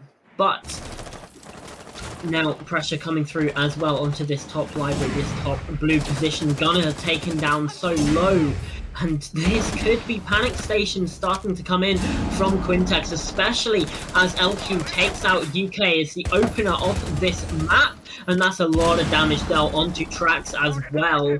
And yeah, LQ might just have to dip out of this position in the foreseeable future, but still a lot of damage done, especially as Maxi finds that one onto Gunner, but does get taken out eventually by Trax. Yeah, Attackers now finally getting some bit of control, some bit of success, but the time has been running on and on all the time. Just with 45 seconds remaining, it's a 3 versus 4 situation with 2 attackers being extremely low on HP. They might be lucky to find some healing station at this point, but it might have just been placed all inside. Luckily, Olida is being able to find Invisin. It's back to 3 versus 3, equal man count, but like I said, the HP is one of the things they do need to worry about at this point. Just 1 or 2 bullets will take out 2 of the attacking players, with just Figo, the only one being full on HP. The ace player was currently playing on the library stairs, a good position from where he can easily find his way towards the bomb site, but he needs to be careful because one player is playing in bicycle mud. He needs to be very careful, but does find I4. Lovely. In the end, there's one player more taken out. Also, a little bit another kill on LQ, and then the final defender loses his life as well. Who cares about HP? You just get the kills, and you don't need to worry about it at all. And this is how attackers win this round as well. And that's a round for Quintex, and we're back to an equal score of 2-2. Well, that shouldn't be happening. I mean, Royal looked like they were in such a good position for all of that round, but I mean, Quintex made it work, coming down from that 2-man disadvantage, that 3 versus 5, bringing it even, and then just continuing to push for those kills. And yeah, Royal just kind of caught unawares a little bit at the end, maybe thought they'd take a little bit more time. And we head back down to the basement now, where we saw Royal have some success. It's going to be up to them to see if they can find a bit more. Indeed, the basement last time, things went very well for the defending team, of course. We had a beautiful flank happening. Yeah, let's just see. Excuse me, let me just see whether it will be available again like this to have such an opportunity. Of course, the attacking team will be more aware of such opportunities, such possibilities. Certainly, the Gridlock might make the difference there, but yeah, I can be honest, Gridlock is not the optimal flank watcher, of course. It will deny the flank a little bit, it will slow down the flank mostly, but it's not guaranteed. Like, the most safe position is always to have like a drone pre-place or 0 cams. But besides that, any flank is still possible. Even the Nomads cannot stop a flanker 100%. Yeah, absolutely. Yeah, I mean, yeah. Oh, sorry? Obviously, you know, those edge ups can be shot and whatever, so, you know, and the fact that flank drones are going to be less usable, I guess you could say, is certainly going to be a bit of a worry for Quintex. But what isn't a worry is Invisin, as he's got taken out by UK. And that's another good start for this team, this last minute team. As well, I guess you could call them. And yeah, just really working this advantage. However, Trax does get taken out as well in the meantime. Yeah, indeed. Attacker's certainly doing a great job on finding Invisin and locking him in. Just like he was perfectly trapped. He was contested from all possible sides. Didn't really have any opportunity to fall back to sides. So great teamwork there. But unfortunately, the roaming Jaeger, who did in the end find the bug, was still on the roam, still on the loose right now. So they need to be very careful for him, because he's still basically uncontested, just roaming around. And as long as they don't mind him too much, he will be able to do some very, very heavy damage. I do think they're aware of his position, especially since Yana is just heading upstairs. We're actually seeing yellow pings happen, so I think there's some kind of drone place somewhere. The drone's actually being pinged at the moment. Yana is being able to play off this information. It's just getting there a little bit too late as Jaeger rotates back into the bar area from where he cannot be spotted by the Yana directly. So he's wasting a huge amount of time for the attacking team. They just need to worry too much about him. If they don't, he will flank. If they do, it costs him too much time. So what do you do at this point? It's a tough choice. But meanwhile, attackers are inside of the bomb set on the complete other side of the map. Just one man short, as Yana is still busy with the roamer, and it's all known of all Gridlock who needs to go for the cover there as the diffuser goes down. But unfortunately, she does get shot down. The diffuser doesn't get stick in the end, but luckily Figo is able to get 2 kills there in a row. It's a 1 versus 2 situation with 26 seconds on the clock, but then there's I4. The roaming Jaeger, who has been able to do so much time waste for the attacking team, is just back in side and does the final job by taking out the ace and winning the run for the team, which is Royal, a 2-3 score. Yeah, I mean, it certainly looks like Fago might have had a shot at clutching that, but yeah, just not to be in the end. I mean, it looks like Quintex are going to be able to get that plant down. Attackers need to It locate and seemed like defuse Royal as many was bombs as certainly they can. unaware, but just, I don't know, with the pre-fire or just a very quick reaction, I think it was Maxi was still able to find a kill on the overwatching player. And then at that point, Fago did have to try and get active a bit themselves, trying to clutch up, but yeah, just didn't work at the end of the day. Yeah. I'm actually curious. We did a prediction again, just like the previous map, and this time a total of 9 people casted the votes. Let's just see how those votes went. So in the end, 3 people voted for Quintex, where the majority, double the amounts, basically, voted for Royal. 6 people. So the majority going to Royal at this point. I mean, it's a 2-3 score. Royal is in the lead, but it's just very close. It's just going on and on at this point. So if we follow this trend, it would technically become a Quintex win. But certainly the viewer base does have a little bit more faith for Royal at this point.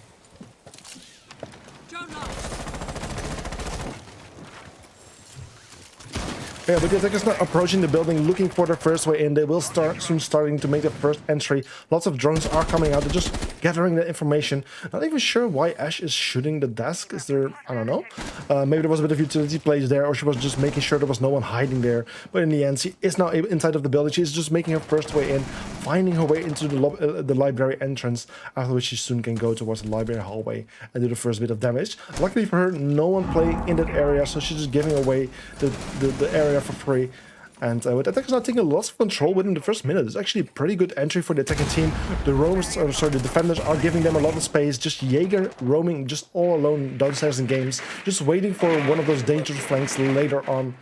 And pretty much soon we'll see Ace starting to try to open up the office wall, but just joining a little bit more to get a little bit more information for him and his team. After which they will start opening this wall anytime soon.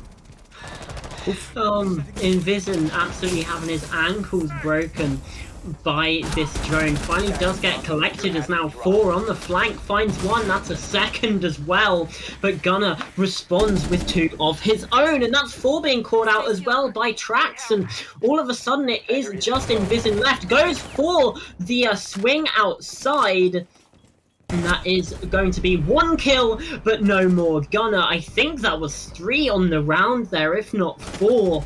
Certainly what you want from Quintex, as now we see it with a 3-3 half, even Stevens, as we head into that side swap. As Quintex take us back to the top floor. That was such an interesting attempt from the Goya that run out. If he would have only been able to get both of those players, it would have been a 1-versus-1 situation, which would have been so much more doable. He would have been able to make it back into side safely, and just needed to watch one angle to find the final player. But unfortunately, he only managed to get 1. But still, very nice attempts. Just unfortunately didn't pay off as well as he was hoping to. But still a nice one. But yeah, like you said, a 3-3 score, an even score, so things have been going on and on. Both teams have been performing just as well. Let's just see how things will be going now after this round swap, role swap, where of course the attacking team who was just attacking now will be defending, and the other way around as well. So right now it's Quintex on defense and Royal on the attack. Let's just see how they will do and whether it will make any difference. 5 seconds left before insertion. It very well could.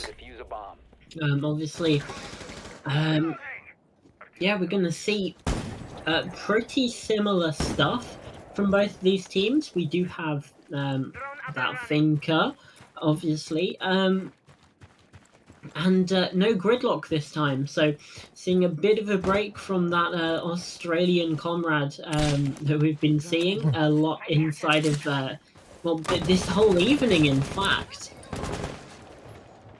Yeah, indeed. Instead, they have opted to go for the Nomad, which of course might just be a little bit more reliable than the Gridlock. Of course, Gridlock is easier to spot, easier to destroy, but still, both of them are pretty vulnerable. So you always need to mind your flank at this point. Let's actually was the one flanking downstairs. Actually, Gunner was the one flanking downstairs or playing downstairs at the gaming room hallway at this point. just trying to stop the attackers from entering from the west main area, the kitchen and dining area, but in the end deciding to just fall back to safety. There's quite a lot of attackers playing right there, so might just be the right call, as it's quite dangerous to to find the engagement there. But in the end, he might have by just making his presence known, he might have made the attackers just a bit more wary about his position, and therefore also wasting a bit more time. But in the end, he does go for a second try, but he gets spotted through a nice bullet hole, and at the same time, another player gets taken out, which was the smoke. Of course, one of those operations you wouldn't like to lose early on. And then I4 with another kill. It's just two defenders remaining, but as I was about to go to Pygo, he gets taken out. Gunner then with a kill on I4, but all alone in this 1 versus 4 position. He needs to go for the ace in order to win this round, but then it's Aiden, the Nomads, with the final kill, meaning this round will be going to the attacking team, which is Royal, and therefore Royal regains the lead. Wowee, that was I was going to remark and say, oh, the Quintex are doing a better job of holding on to the map control, but it didn't really even matter, because then Royal just kind of came in all guns blazing and just stormed the site, and yeah, there was not much Quintex could do in that regard to respond.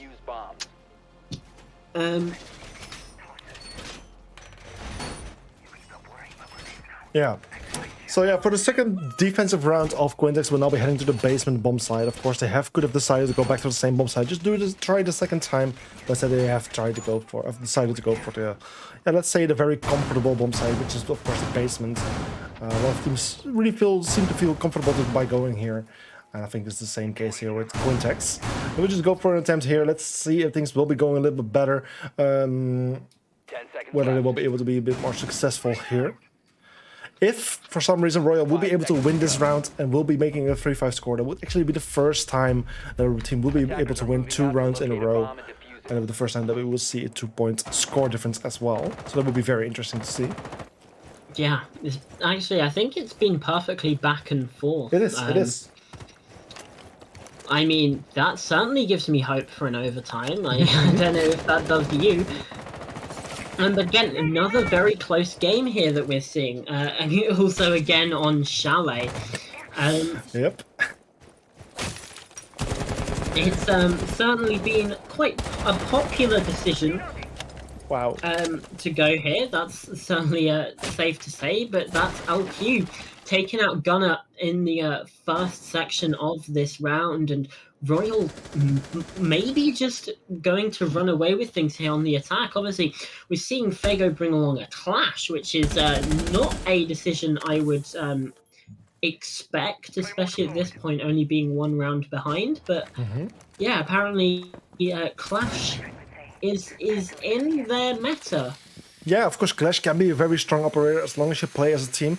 Like, Clash solo cannot do that much, but as long as the Clash is alive together with some of the teammates who can play based on her information that she's providing, based on the destruction that she's creating, she can be so damn strong for the team. And I'm very curious to see if we will see any of that. Of course, if we don't, then it will be kind of a mispick. But of course, it could just make the difference eventually, because the attackers are doing a pretty good job on gaining control so far. But it's all coming down to the bomb site in the end. And as long as the Clash is playing there, she can disrupt the attack in a pretty big way.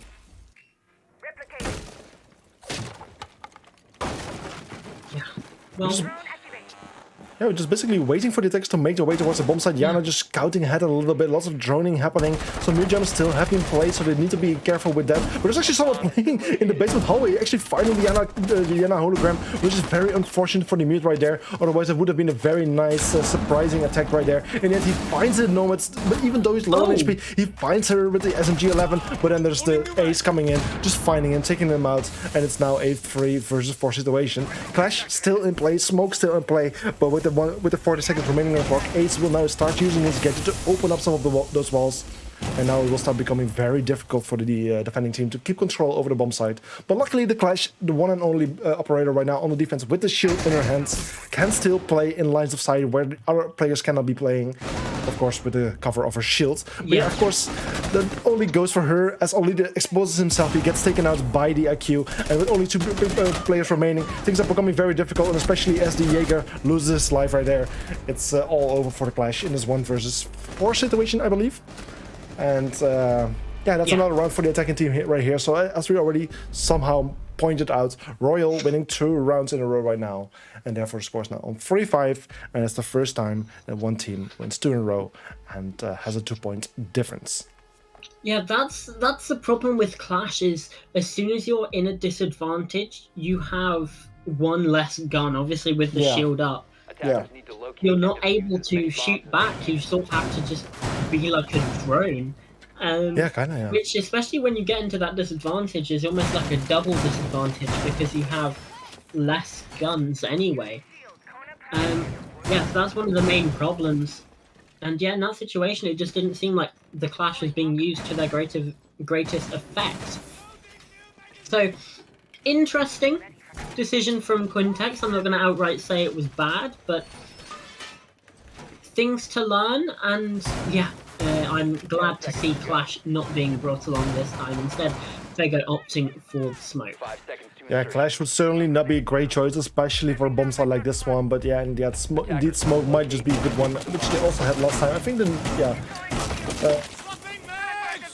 Sorry, like the Clash, like you said, like it's just so difficult to play with Clash if your team is just falling apart. Like that's Clash, you can only really perform in case you have like some people to back you up, and then like in the end it was just the Clash and the Jaeger live, and the Clash was taken out, and then there's the Clash was almost like giving up in a 1 versus 4 situation, not being able to do anything from the point.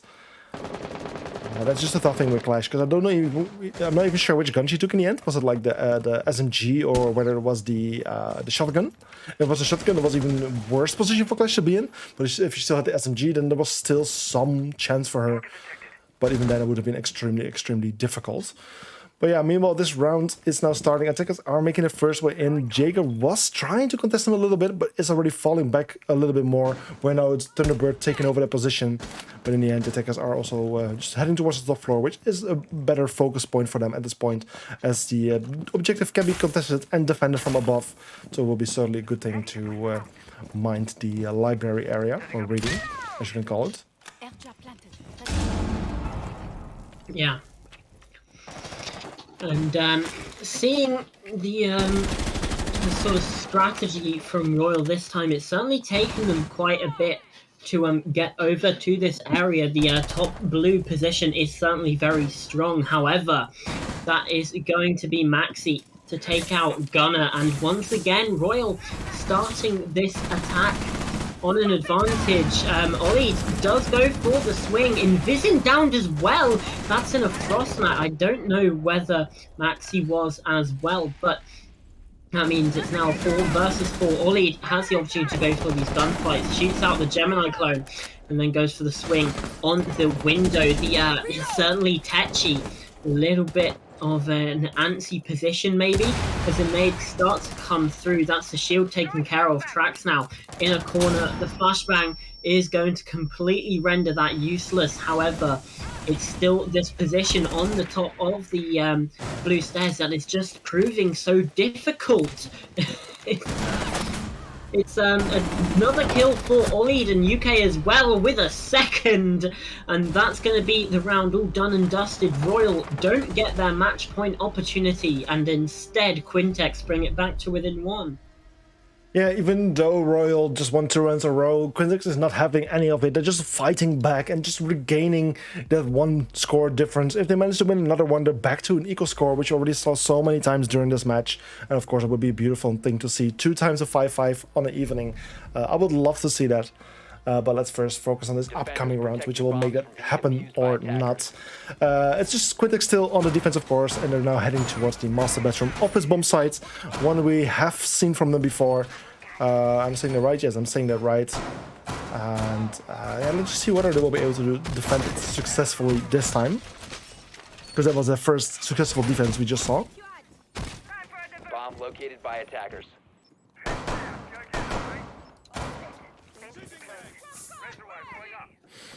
So in terms of setup, we're actually seeing a very standard setup as we often see with this kind of bomb site. Like nothing too out of ordinary. Rotations here and there where they're needed. Even the deployable shield on top of the piano, nothing new really. A little bit of an extension towards the reading library area. But potentially even spawn point happening there from Gunner. I'm not sure. Yeah, it was actually attempting to spawn point to do a spawn peek, but there's actually no one spawning in that area. So very unfortunate for a gunner. Otherwise, we could have seen a very cool spawn peek, which we don't see too often.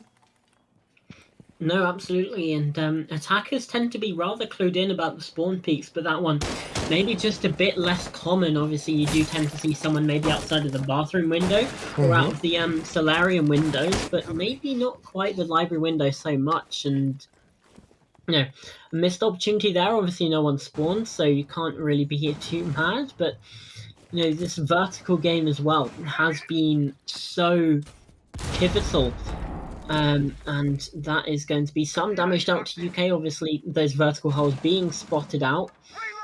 So, yeah, Maxi needs to be aware of that, because obviously, if not, then that could certainly be very, very dangerous for the side of Royal. Yeah, and we'll see actually very interesting attack from the attackers. However, only the meanwhile with the kill there on with kill on 8. That's one attacker taken off the board as the Nomads who probably did not even place all over air jumps yet.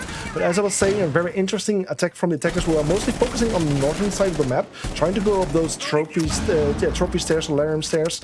And in the end, there's one more player heading downstairs, which is Gunner finding Invazin. But Invazin with a Gunner, kill on Gunner. It's basically one of each team taken out. It's a 4 versus 3 situation, which is 3 attackers versus 4 defenders at this point. 1 minute and 18 seconds, which is still a decent amount of time for the attackers to work with, but of course they do have the disadvantage in terms of man count and need to be wary of that. All 3 attackers are coming from the same area at this point, so they need to be very careful of a flank happening. But luckily the Hibana is able to take out Yukai and makes things back to an equal man count in a 3 versus 3. It's crunch time inside of round number 10. Royal want to keep their lead, and that is going to be the diffuser going down in the hands of LQ, holding actually I was going to say holding F, but this isn't PC. I don't know the keybinds, but that is kills from every other angle. Quintex managed to fight it back. Royal did get that plant advantage, but just could not find the kills, and we're back. Even Stevens, 5 rounds apiece. 5-5 indeed, just like the previous match that we just had. This way, I don't mind casting Chalet 2 times in a row, because 2 very beautiful matches, even matches, with very interesting gameplay. You'll love to see it. And we're just back in the same position that I pointed out earlier. The upcoming 2 rounds will now matter a lot. They will decide the fate of this match. Either after 2 rounds we'll have a winner, or we'll be heading to that overtime that we have been quite interested with, as then both teams will earn points, which hasn't happened so far. But yeah, for this 11th round, we'll now be heading to kitchen dining. A bomb site that we don't see too often. It's certainly the least favorite bomb site these days on this map. But it's certainly a good bomb site. Like, there's still so many options here. We're seeing like some lines of sight being created from trophy area, all the way into kitchen, all the way into dining, where most of the dining walls towards fireplace are being reinforced, with just some holes there towards the hallway area. In terms of top floor, also there we will see an extension. The office wall is being reinforced. Some rotations are being made. The hatch might even be opened. Yes, it does. And this is a pretty interesting defensive setup right here. Something that attackers really need to be careful with, because if they don't focus too much on the top floor area, they will be able to deny it from above, which is something you obviously do not want at this point. So it will be very recommendable for the attackers to first try to clear the top floor, but again, that will be very time costly, and time is something you don't have unlimited. Yeah. Is this the first time we're seeing this map today? Because I think it is. Not this map, this bomb site. I was about like, what is this joke? This bomb site? No, I think we saw one time before, right? Today? I definitely not in the last match. Maybe in this one, I can't quite remember. But I don't think we've actually seen kitchen dining. We certainly haven't seen it much. That's for sure. It's either the first or second time of playing. So. Yeah, it's going to be, like you said, trying to get that top floor control and then transitioning downwards. As for the defense, they're going to want to hold on to this as long as possible, of course. So yeah, it's trying to see these sort of puzzles that the defense put forward. What a kill from Trax. Gets swung though from 4. And that will be an almost instantaneous trade as now Envision aggresses further, and that's the one onto Gunner. Olid again, an instant trade. We're back at three players apiece, with two on this top floor for Quintex. Obviously, all of the attackers are going to be trying to focus up here as well, but LQ is also trying to cause nuisance down on that bottom floor because Quintex are quite far back, almost completely in Solarian, so there could be an angle to work from that fireplace side. Yeah, just mute with the shotgun, playing in a perfect position. Just this tight corner that is so successful with the shotgun. Just barely making it out of it because he wasn't aware of the ace also being there. But in the end, mysteriously, he makes it out alive, which is, of course, beautiful to see. Just barely with just a little bit of HP. However, the ace needs to be very careful because I believe the castle is still around here somewhere. Yeah, he just fully rotated towards the closet area. And I don't think the ace knows about it at this point. So he needs to be very careful. You might just see one of those dangerous flanks once more. And then there's Nomad, who also headed upstairs. It's just also playing here, so both of these players are in huge danger at this point. They just don't know about it, and I'm very curious to see whether we'll see it happen at this moment. Oh, lovely kill from Aiden, though. Finally taking out UK, obviously, after that bit of a whiff earlier, and that's lovely trigger discipline from Fago, because now Aiden has his attention split. Does he go back upstairs? It looks like that's what he will try to do. Obviously, sound cue's given over to the castle of Quintex. This could be them taking the lead here inside of this round. Goes for the hatch drop. Then that's going to be Olid to collect on that one. Quintex fighting back from behind are now up on match point. And I mean, Max, this is definitely our best case for overtime yet. Yeah, surely. It's so close between these two teams. They just go like one by one. Like actually the first half of the match was just switching all the time, a win for each team, where the second half things has definitely made a change. Like 2 wins then in a row for Royal, and then 3 wins in a row for Quintex. Of course, Quintex now on the match point. They just need one more round to actually win this map with a 7-5 score, just like we saw in the previous map with Penta and Vivid. But at the same time, if just somehow Royal manages to win another round, it will be 6-6, and it would be the first overtime of the season.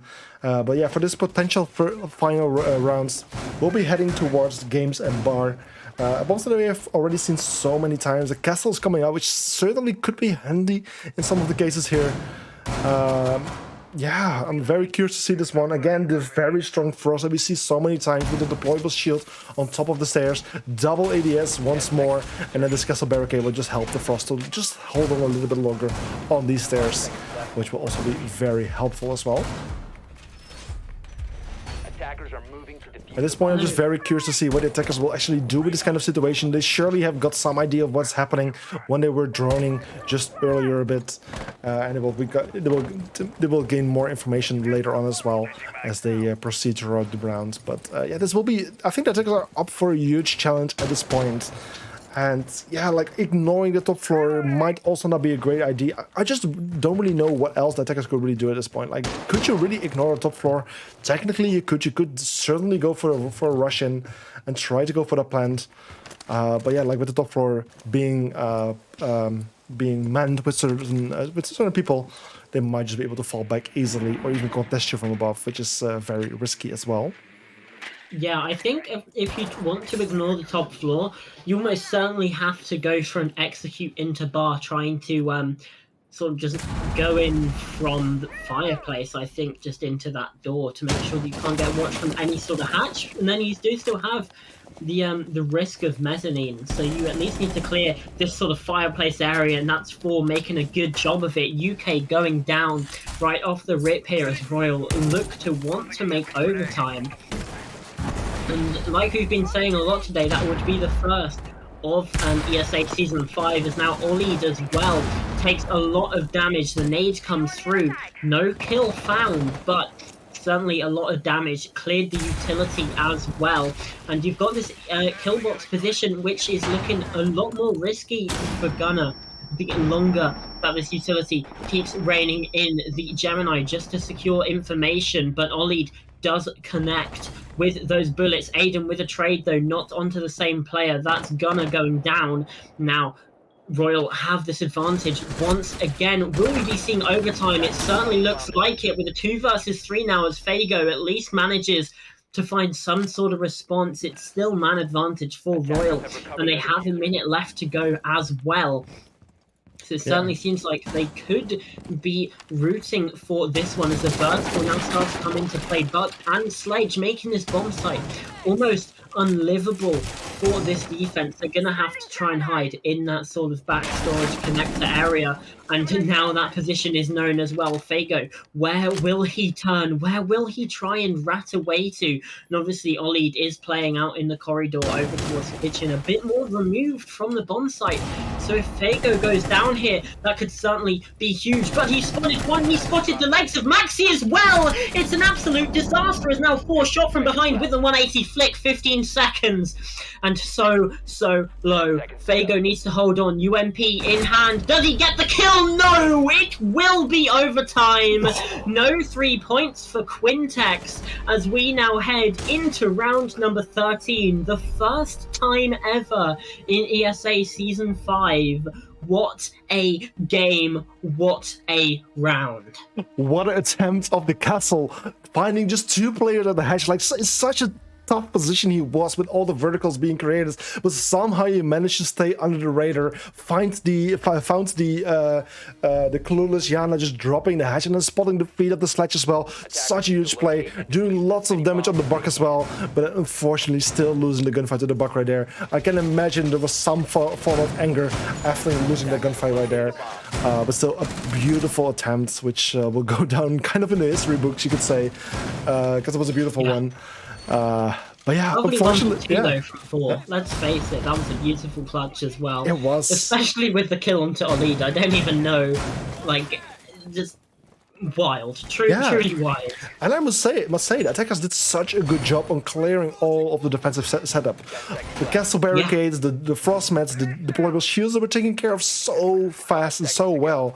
Like, I was imagining, like, we already see it so many times that people are like stuck in piano, just trying to contest this hallway and just losing their life one by one and not really getting any progress at all. But this time, the nades were timed well, there was a gun 6 was used, flashbangs were thrown, and they just managed to deal with it so well, which really helped them out to, in the end, even, to win this round. Such a good attack from the Tickers.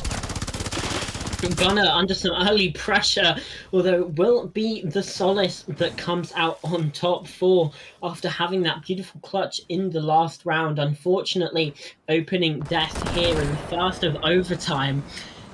And yeah, Chalet, this one at least, delivering on that promise. We've seen a lot of close games on this map, and well, another one for the history books, I guess. One of these teams will come away with the lion's share, 2 points instead of 1. And, I mean, who do you reckon it will be, Max? Obviously, we've still got the overtime to go. It's been a 3-3 half both times. But, you know, who do you reckon will be coming away with the win here? So tough to say. Of course, we do have the rolls up every single round right now, where, like, of course, Team Orange will be attacking twice and Team Blue will be defending twice. In terms of history, we cannot say. Both teams won 3 in a, like 3 on each, so there's not technically a team that's better on any of them. I can't say. I can't say. But yeah, this round's looking like Quintex gonna have a good run of it. There are 2 kills up here, Gunner and UK both finding 1, and Aiden does manage to collect. That's a really good trade. And Trax falls as well, but not before Olid can find 1. Trax still opportunity of getting picked up here, however is get collected by Aiden. However, that time, that's such siege timing, isn't it? Just as soon as you look away, that's when the swing happens. And yet again, this Mozzie just still chasing Olid, not letting go, although LQ could just find this one. SMG in 12, notoriously hard to control, but the headshot does come through in the end. 45 seconds, we're on a 2 versus 2, make it a 2 versus 1, as LQ is left all alone in the clutch. Yeah, currently 1 versus 1 really as one player, or sorry, playing bombs are below, excuse me, mind me. Just, yeah, 2 versus 1, I was about to say there's one person on the same level as LQ right now, but both of the defenders have fallen back downstairs. So 2 versus 1 situation right here with 25 seconds on the clock, no diffuser in hands, right, really, but you can just easily retrieve it as it should be pretty close. This hacking this foam will potentially give her a bit more of options right here, as the cameras that the defending team have will not be available to the attacking team. A nice shot there on the castle, and No way! on Gunner with the DMR, but just mind me, difficult to control on console compared to PC, but it's difficult to play with. But of course it does a huge amount of damage, and the beautiful shots which were well aimed take out both players, and it's an attack win there for Team Royal, putting the score on 6-7. Royal back in the lead. That's the second 1 versus 2 for Team Royal in a row. Yeah. Yeah, the British team just really like their clutch plays at the end of things here, it seems. And now Quintex on the attack, looking to claw this one back. Obviously, they need these 2 rounds in a row. However, if Royal do win here in round 14, it will be an exactly 50% defensive to attacking win rate inside of this game, which would certainly be an interesting statistic to sort of, you know, point out at the end of things. But I mean, yeah, great play from LQ there, just to find those final 2 kills. Continues to just be an absolute demon with the DMRs. Yeah, indeed. Like I already said, difficult gun to work with, but once you're good with it, it's such a strong gun. Like the damage is like not comparable to any of the other guns, like LMGs, SMGs, assault rifles don't do as much damage. Maybe some pistols do, but it's just the amount of damage that the DMR can do is just like insane. And if you manage to land your shots, like it's so easy to get kills with it. Like the kill to the time to death is so fast with those guns, which of course is really, really cool to see. So this time the attackers are stacking up at different sides of the map. They're certainly going for a spread out kind of approach. Termite already standing at the snowmobile garage door, which is like soon to be opened. They don't have any. Don't have too much utility to deal with it, but luckily they do have the EP nades. But they're trying to trick, but unfortunately going for the wrong wall of it. But lucky for him, he does manage to get out of the way. Even gets a kill out of it, which is insane. He's just so lucky right there. But unfortunately, then he does get shot down by Gunner, bringing things to 4 versus 4. That's the bandit traded for the Yana, which might be a little bit of a better one for the defending team right there, since they have no longer need to worry about the Yana. Yeah. 4 versus 4, like you mentioned, equal man count once again here. And now this main breach is open. It's really the next steps for Quintex. What are they going to do? What areas of the map are they going to try and go for next? Will they try and quickly rush a plant?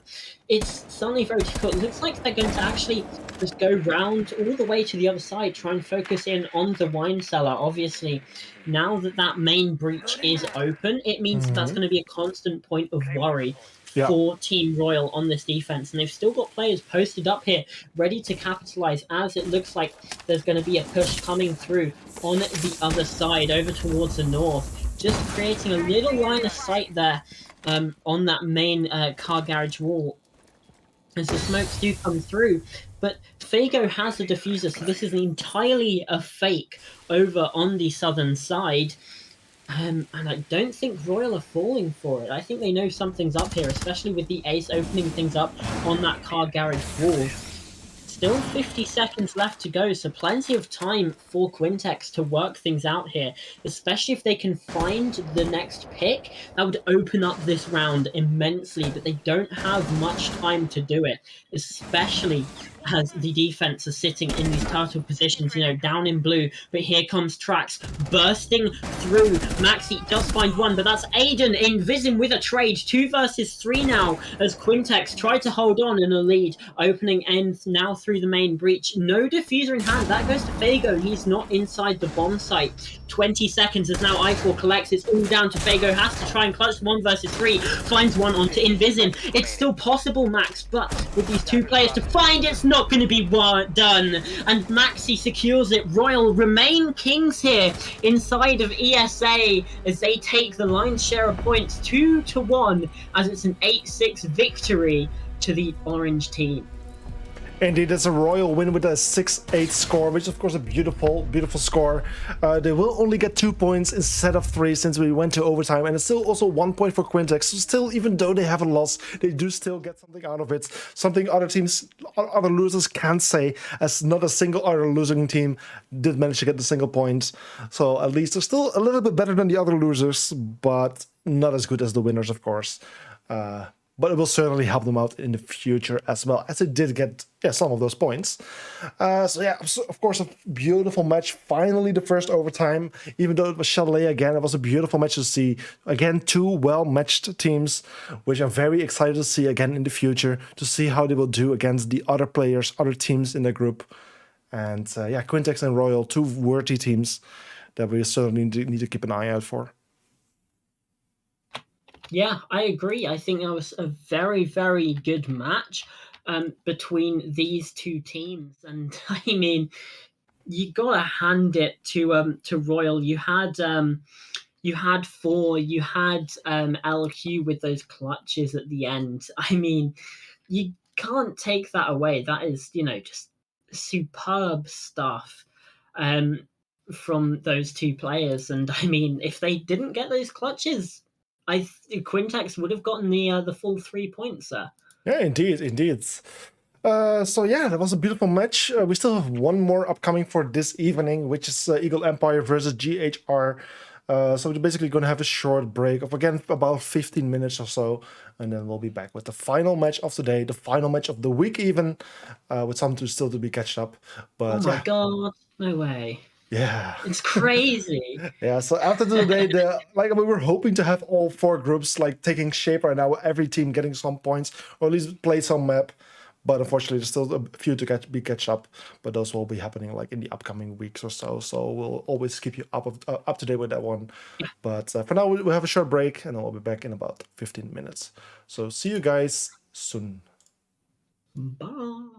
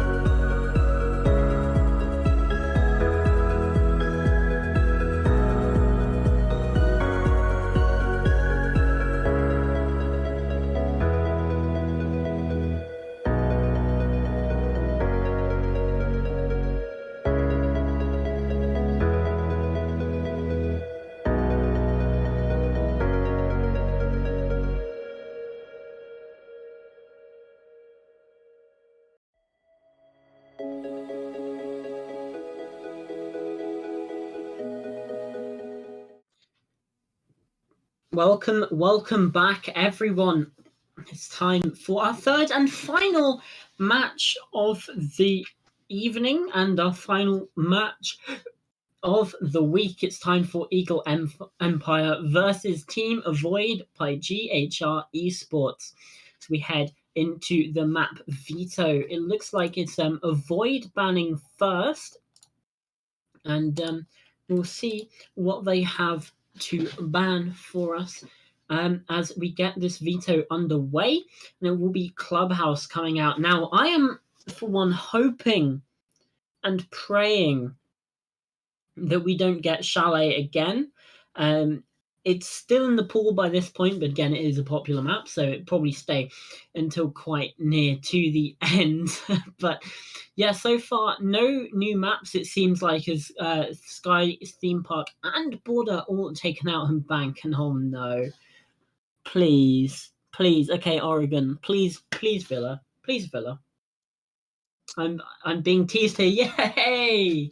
Okay, we've got a bit of variety today as we are going to head to Tuscany for this third and final match.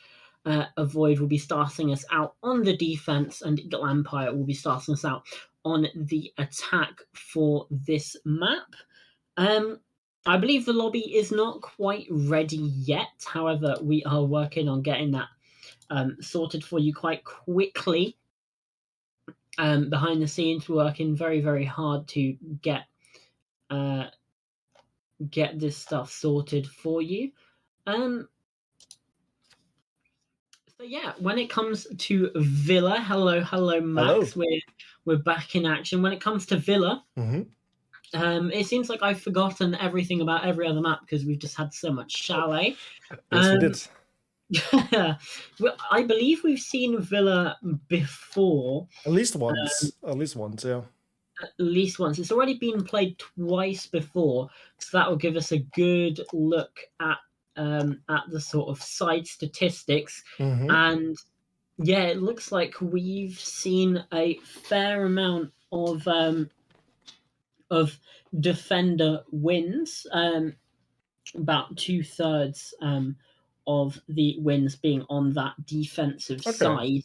Okay. So yeah, it's kind of expected, to be honest. You know, you have your 4-2 halves. You know. Yeah. I'm actually getting the go of the players, so we of the staff, so we can actually jump into this match right now. But yeah, let's just continue talking about that as we go. So let's start with the match right here. Yeah, heading off from the Alps into a bit of a warmer climate. Italy awaits us as we head into match number 3. It's Villa, and it is the operator ban phase. Now, it's going to be Avoid banning us first, obviously, as the defensive team. And yeah, gonna see probably yeah, in fact it is going to be a knock ban coming through. As for the other one, I mean, we might see another hard breach again, maybe Maverick. Thatcher's probably an obvious choice as for what this ban is going to be, but honestly it could be anything, maybe even Flores. Obviously there's RC Retiros can be quite useful, and in fact it's Jackal. Okay, so clearly this roam is going to be quite a heavy focus for Eagle Empire when we see them go onto their defense. Speaking of their defense, we've got their defensive ban right now, and it is Thunderbird. Again, a very, very popular defensive ban. And again, maybe we'll probably see like a Mirror or Valkyrie, something like that. We could even see something like a Kaid if teams want to sort of deny a bit more of the wall denial. But it will be a very off-meta pick. It will be an Oryx, in fact. Yeah, Oryx, of course, is a very strong operator, especially on the roam. Like, without the Jackal, like, it's so difficult to sometimes keep track of the Oryx. We can just easily relocate himself so easily. Can even jump up hatches. It's like such a tough one to watch over with. And Villa is just one of those maps that provides so many options in terms of flanks. It might just be a really, really good one to be banned here. Yeah, absolutely. And obviously, you do have a lot of hatches on this map, especially in close proximity to the bomb sites as well. Especially thinking about, you've got that study hatch that's near AVG. You've got Defenders, protect your bombs from being defused by the attackers. hatch in Astro. That's quite near to Trophy Statuary. You've got the hatch in Master Bedroom as well, which can be good for either attack for defending Trophy Statuary or defending kitchen dining as well. And you've also got a couple hatches from the basement. Obviously, the one in living room can be good for a flank on people that are attacking onto kitchen dining. And also, you've got the hatch on 90 as well. There's just so many places where the Oryx could be useful, especially for that sort of late round lurk to just really surprise the attack. So it's not a surprise to see a Void taking him off the board. Attackers must locate. No, indeed. And then also here the setup, like we're seeing the extension happening, which is always a good thing to see. An extension happening towards the northeastern side of the map, towards Master Bedroom, just to hold down the attack as long as possible, to stall this, to waste as much time. Because the time is very valuable, of course, for an attacking team, and just by holding on a little bit longer here, it will certainly help them to just waste a bit of time, which is, of course, very useful for the defenders if the attackers don't have much of it left. Meanwhile, attackers are entering from various areas. Solars is one of those entering downstairs, which is interesting. He needs to be a bit careful because I thought was someone very close to him. But actually, no, he's just heading right towards someone. Someone is playing in the astronomy room, but in the end does find him, is somehow aware of the position of the Yana right there. Nades are going to be thrown by the Yana, potentially finding someone from below, but in the end it's Vitals with the first kill, taking out NMD, who was there playing the alibi, who has now been taken off the board, and also Nexus losing quite a bit of HP, and even in the end even getting finished by Enjoy Your Life, or not Enjoy It in this case.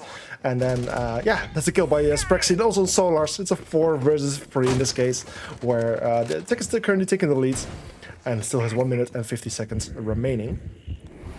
Yeah, we've seen a lot of action over on this northern side, looking towards that Astro, looking towards that trophy room. But now the pressure needs to start being focused on this bomb site a little bit more.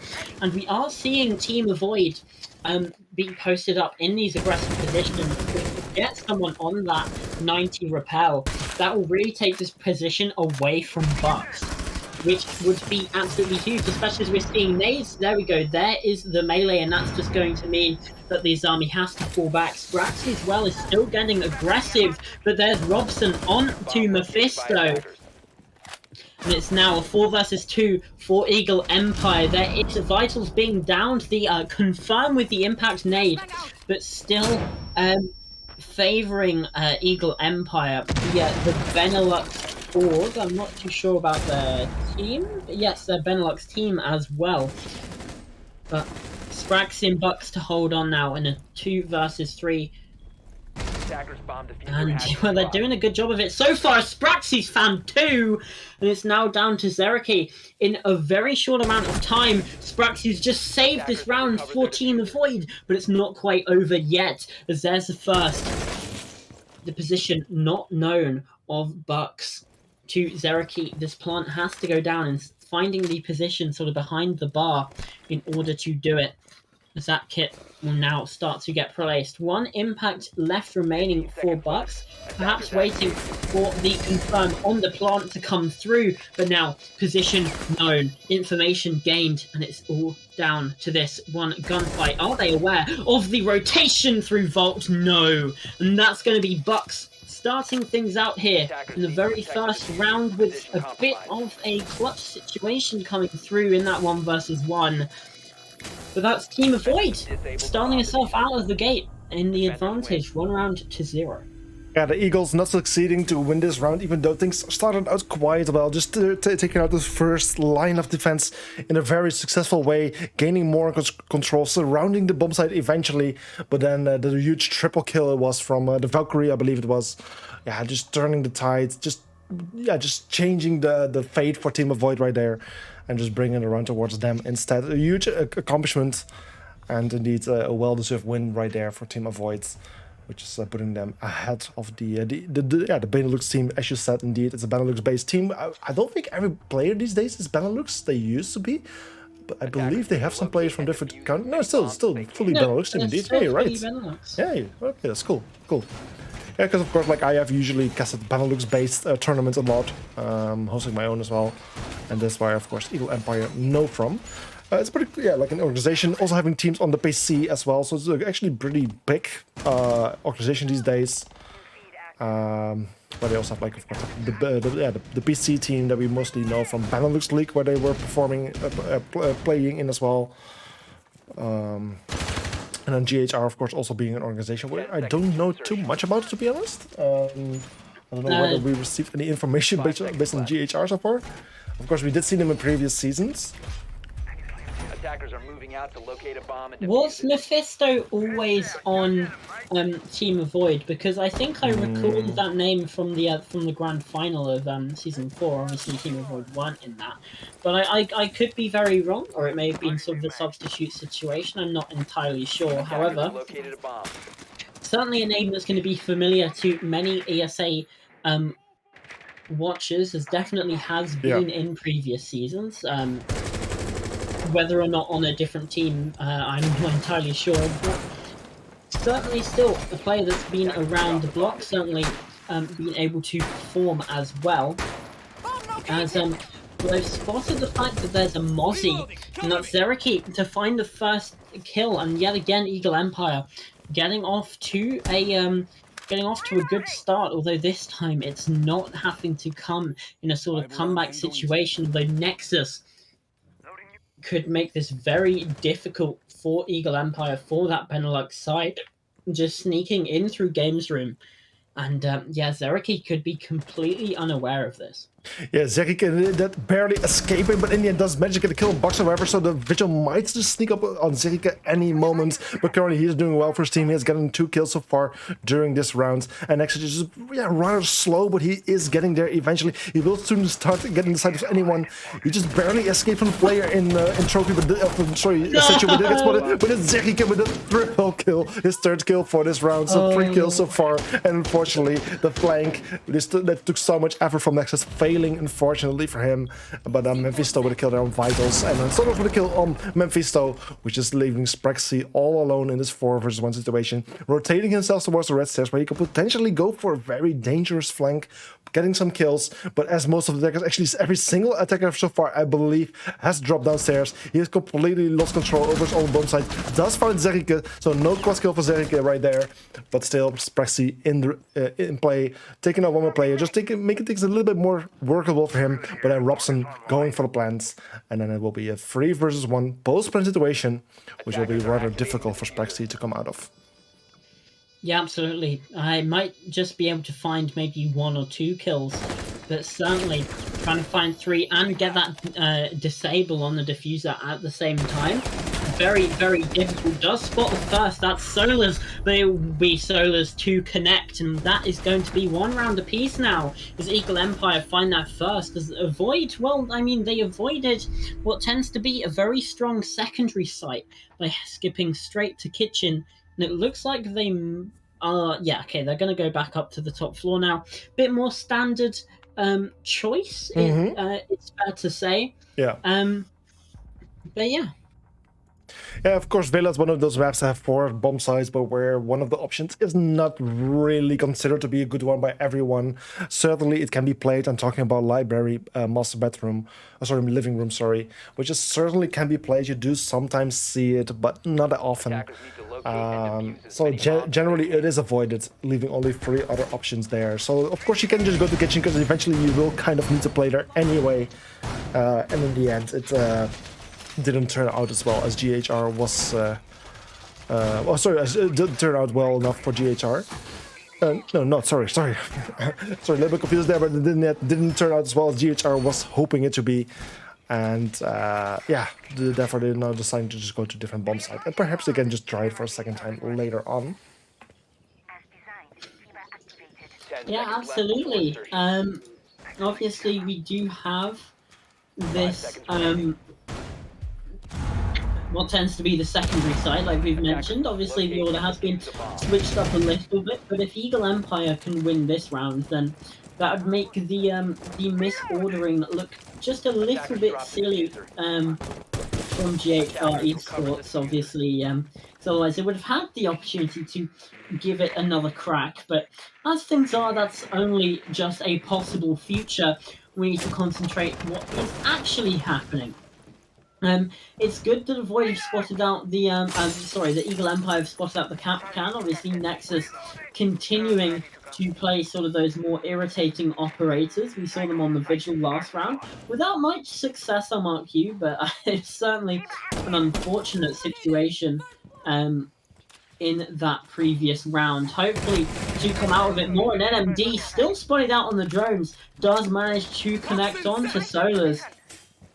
Somehow managing to get out of that situation untraded as well, but as I say that's Zerka to connect. Robson as well takes out Nexus, and Eagle Empire once again have a disadvantage that they could possibly try and work into a round victory here. It's currently a 4 versus 3 situation with every single remaining defender playing in or near the bomb site. So attackers now have cleared out most of the important places, and especially as Enjoy Your Life finds Mephisto. It's a 4 versus 2 situation with just Sprexy and Bucks alive in this 4 versus 2. Most of the positions should be known by now, and especially as Sprexy walks into the Nomad air jab, his position is even more known. He does, however, do some damage on some of the attacking players in Master Bedroom. With a nice rotation, he actually spots the ace, but unfortunately doesn't connect, and as Bucks gets a kill, Vitals 3 versus 2. But the band Bucks falls to the hands of Robson, and then Zerika with the final kill on Sprexy means this round will be going to Eagle Empire, and their first score is now put on 2-1.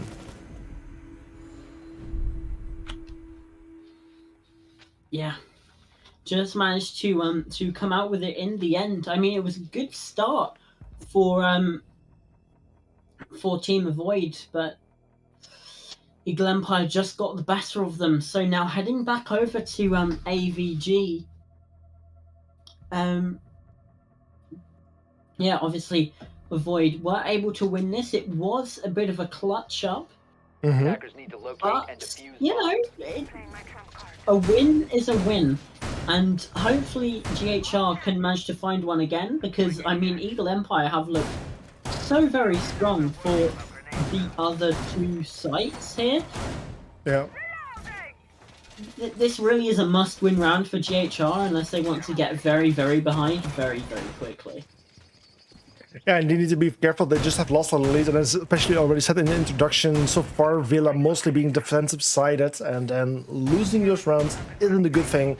Luckily, they still have 3 rounds in total to go, including this one, which they can still make things right. If they can make it a 4-2 score, then things are good for them. But then they do need to win every single round from now on.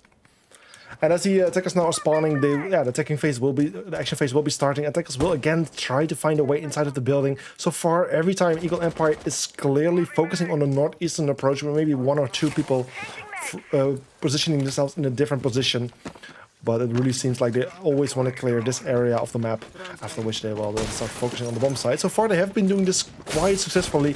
Lots of drone work happening, lots of people entering from different positions. Again, Solars, again from Mushroom, just trying to sneak down on any person playing, for example, in Astronomy, on which you can get an easy kill, which will certainly help the team. Robson is inside of walking closet, but getting injured, and with the wild times, Finger Boost, he does get revived just as he was hopping outside. So at least he is making it out alive. Doesn't have full HP anymore, but still he's in play, and then with a gun in his hands, he can still make himself useful. Meanwhile, there's Jerry Life getting the first kill on NMD as he was getting injured and then finished. It's now a 5 versus 4 situation, and I think the attack defenders are now feeling the pressure and feeling forced to fall back. But one thing they need to be careful of is that Bucks is currently flanking them. Yeah, hopefully they've got a drone watching this or something, but I don't think they're aware. Oh, Enjoy Your Life just gets out in time, and that's going to trigger the rotation back away. Don't want to stay around there for too long, because all of the guns on EE are now trained towards Astro. Yeah, and especially Zerika gets a kill on Buckets, and one less defender to worry about. They need to be very careful with the remaining defenders. It was the Bucks who was flanking earlier. He's now off the board. Memphisto, however, has rotated himself back downstairs. He's actually being wallbanged. Did they have any information on him? It might just be, of course, there's a 0 in play and multiple drones probably have been pre-placed. And that's a very beautiful kill there coming from Eagle Empire. Just leaving 2 remaining defenders alive. The Valkyrie and Nexus playing as the Jaeger, who's very low in HP, but still managing to get a kill there on Solars. For 4 versus 2, still double the amount of attackers alive compared to defenders. And somehow the Jaeger being aware of the position of the Ace, doing a lot of damage on Zerika, but still managing to escape. It's still 4 versus 2, but with 45 seconds remaining on the clock, they still need to be a little bit more careful right now.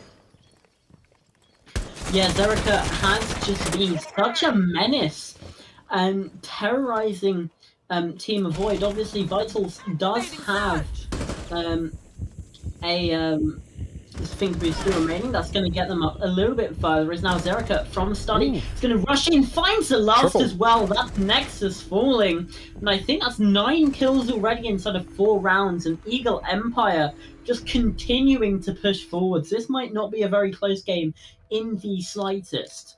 No, certainly not. Eagle Empire is doing a great job so far. It's a 3-1 score already, and we're now about to head into round 5. Meanwhile, also the prediction has closed in the Twitch chats, in which a total of, let me see, 15 people casted the votes, but actually the majority going to Avoid by GHR. 8 votes going for them and just 7 votes with just 1 difference going to Eagle Empire. So it's a very close prediction in the Twitch chat. Our viewers are not certainly sure of which team is going to win. They're clearly having faith in either team, but so far it's clearly Eagle Empire in the lead. But let's see, maybe GHR is able to stop them eventually.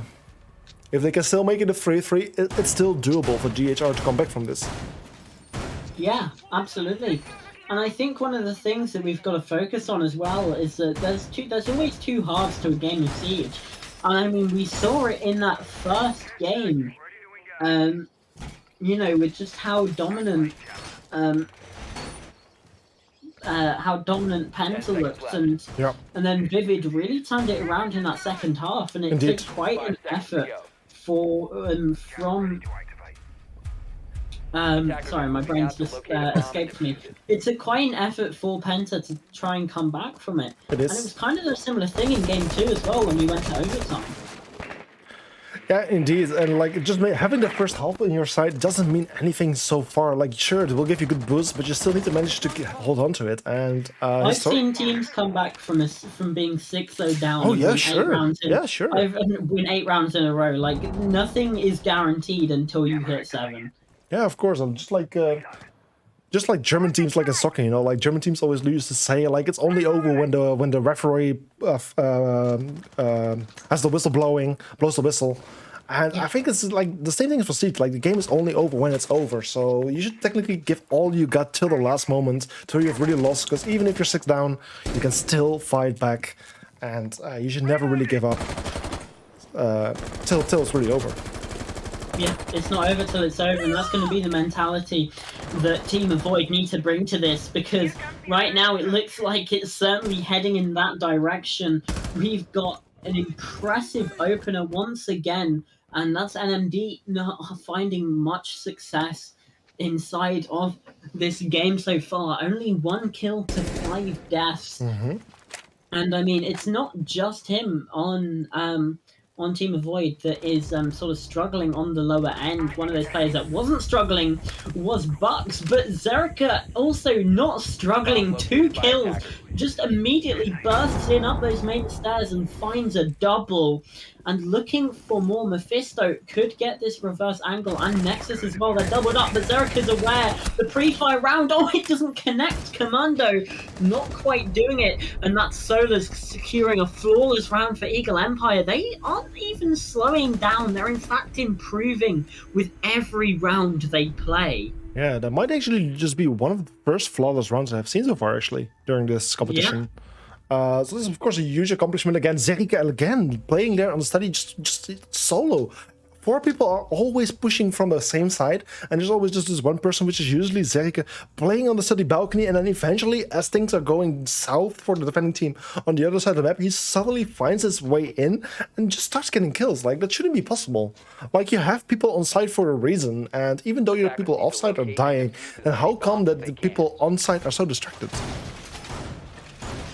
I don't know, maybe this is a case of, you know, some maybe scrambled comms, you know, we can't really be sure because we're not, you know, there, but when, you know, things are happening off site, it can be difficult to catch those moments as they happen, actually on the bomb site. So yeah, we could just be seeing some wires getting crossed there from Team Avoid, and once again we're seeing a team that have to hope for a 4-2 half.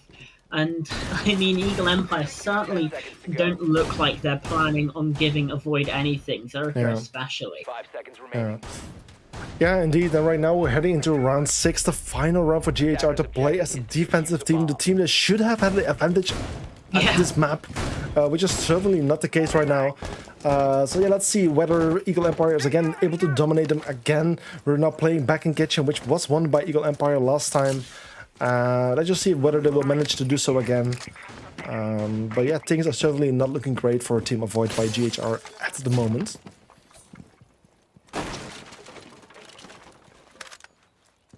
So yeah, attackers are surrounding the building, just looking for the first way in. Again, lots of drone work happening, pre-placed drones as well, just making sure living room is clear before they're entering it. I guess it might even become a rush. I mean, a rush, like a very aggressive push. Like, they have an opening all the way into China. There's not much contesting happening, and I think they're aware. I think they're just waiting, just making sure that they can actually just enter the bomb site, which they can. There's not much happening. There's just one player just laying on the floor right there, which is Mephisto. That will be happening right now. Let me actually try to find him. He's just laying on the floor right there. Actually, in the end, the attackers do get spotted, so the defenders are aware of what's going on, where these attackers are locating themselves. And unfortunately for Eagle Empire, things are not working in the way they were hoping to. Meanwhile, also various attackers playing upstairs, trying to contest things there as well. Also there, they're not making too much progress so far. And as Nexus also gets a kill there on Jory Alive, things might just go in the way of GHR this time. It's a triple kill for Nexus. Does get called out by Solar, but it's still a 2 versus 4, make it a 1 versus 4. As Mephisto catches Robson out downstairs, it's all up to this IQ. And we said that they weren't, it looked unlikely they were going to get that 4-2, but that was just thrown and spat right back in my face, as now it's all down to Solar to try and ace clutch here. 1 versus 4, still got a minute left, but I mean, this just looks like an insurmountable task. Yeah, it's certainly a difficult task for Solas, right, at this point. Of course, he has still 1 minute of time, which is a decent amount of time. His position might now, however, have been called out by that Banshee, but he's the first person he will come into, yeah, is the person with the shotgun right now, which is, of course, a very difficult kind of gunfight to miss, especially at this close range. But yeah, maybe just a good thing for Solar that this at least is over. They still did a great job of 4-2 score in the first half, especially when attacking, and now they will get the defense. The question is, will they be successful on the defense, as statistically should be the case, or will they just be like avoids by GHR? Will they be like the odd team that somehow doesn't perform as well on the defense, and will we see the avoids by GHR starting performing right now instead? That's always the question. I'm very curious to see how things will go. For the first defensive round, however, we will start on Aviator Room Gamestrom, a fairly normal pick, but with the Echo in play, things might get interesting. Yeah, certainly, like you said, it's going to be interesting. Attacker repick is obviously an option. We're seeing so Grim might not stick, unfortunately. If that does happen, then we'll have a bit more to discuss. Yeah. I guess there, being the newest, I think, operator. Sorry? No, Solus is newer. It's just that, yeah, Grim, kind of a bit irrelevant, but yeah, Sledge now being picked over. Very smart choice. Grim is kind of useless, especially in sort of comp play. Is he? I mean, like, that's the thing. Like, when is Grim successful? He's successful when someone is like pinned in a position where you want to get him out of. I mean, like, it will certainly help someone to get out of a certain situation. Yeah. It will provide a short flank watch.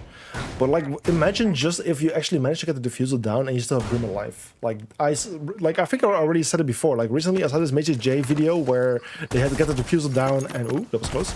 They got the diffuser down and they started shooting the Grim utility. And then they were just able to fully deny the diffuser from the floor below, as the ceiling was made of wood. And because of the Grim, like the player was constantly being pinned. That was where Grim was super duper useful. Yeah. But of course, like those chances, those situations are fairly slim indeed. So therefore Grim isn't maybe as useful, but I still hope that one day he will find his purpose, even in comp. But of course right now we won't see it happening yet. Oh, that's very close from Solas.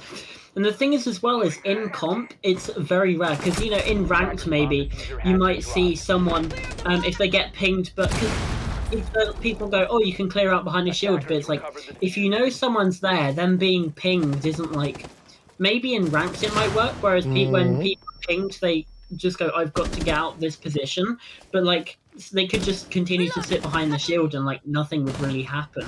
So yeah, it's still very interesting situation. Obviously, in this situation, Robson is having to clear out from behind the shield because of the ADS. It does get swung, but Vitals with 2 massive kills, and that is advantage once again for Eagle Empires. There's a third as well. The shotgun comes up huge, and Robson could possibly get picked up here. It's all down to Spraxy in the 1 versus 5 in this situation, and its location is known as well. The shield just being played behind by Vitals.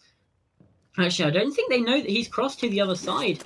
The smoke canister does come out though, securing that position, and it's such a difficult one for Spraxy, for GHR, because they've just been absolutely decimated here on this approach through by just 1 smoke. We were talking about Zerika last half, and this one, it might just be the time for Vitals to shine, especially now that Spraxy has been sort of picked up. His players around that 90 position could definitely collect, and it's Enjoy Your Life, who's already looking this way to find that final kill, and that's another flawless for Eagle Empire, their second of the game. Yeah. Just continuing to steamroller over Team Avoid like it's nothing.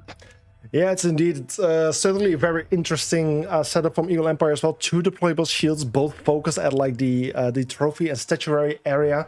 So it's a very, very interesting setup. Very successful as well. Like with all the ADSs placed, Void was having a struggle to clear those shields, and with all the people playing behind it, it was just so difficult for them to gain control over the area where they needed to be. The attackers only really got control over the northeastern side of the map, which wasn't even where the bomb site was located. It was like the first step of clearing in order to make a safe way towards the bomb site, and it didn't even get that far.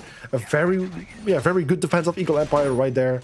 And yeah, like again, they can show, they showed they can very much attack and defense on this map as well. The good on both sides, and things are not looking great for GHR at this point.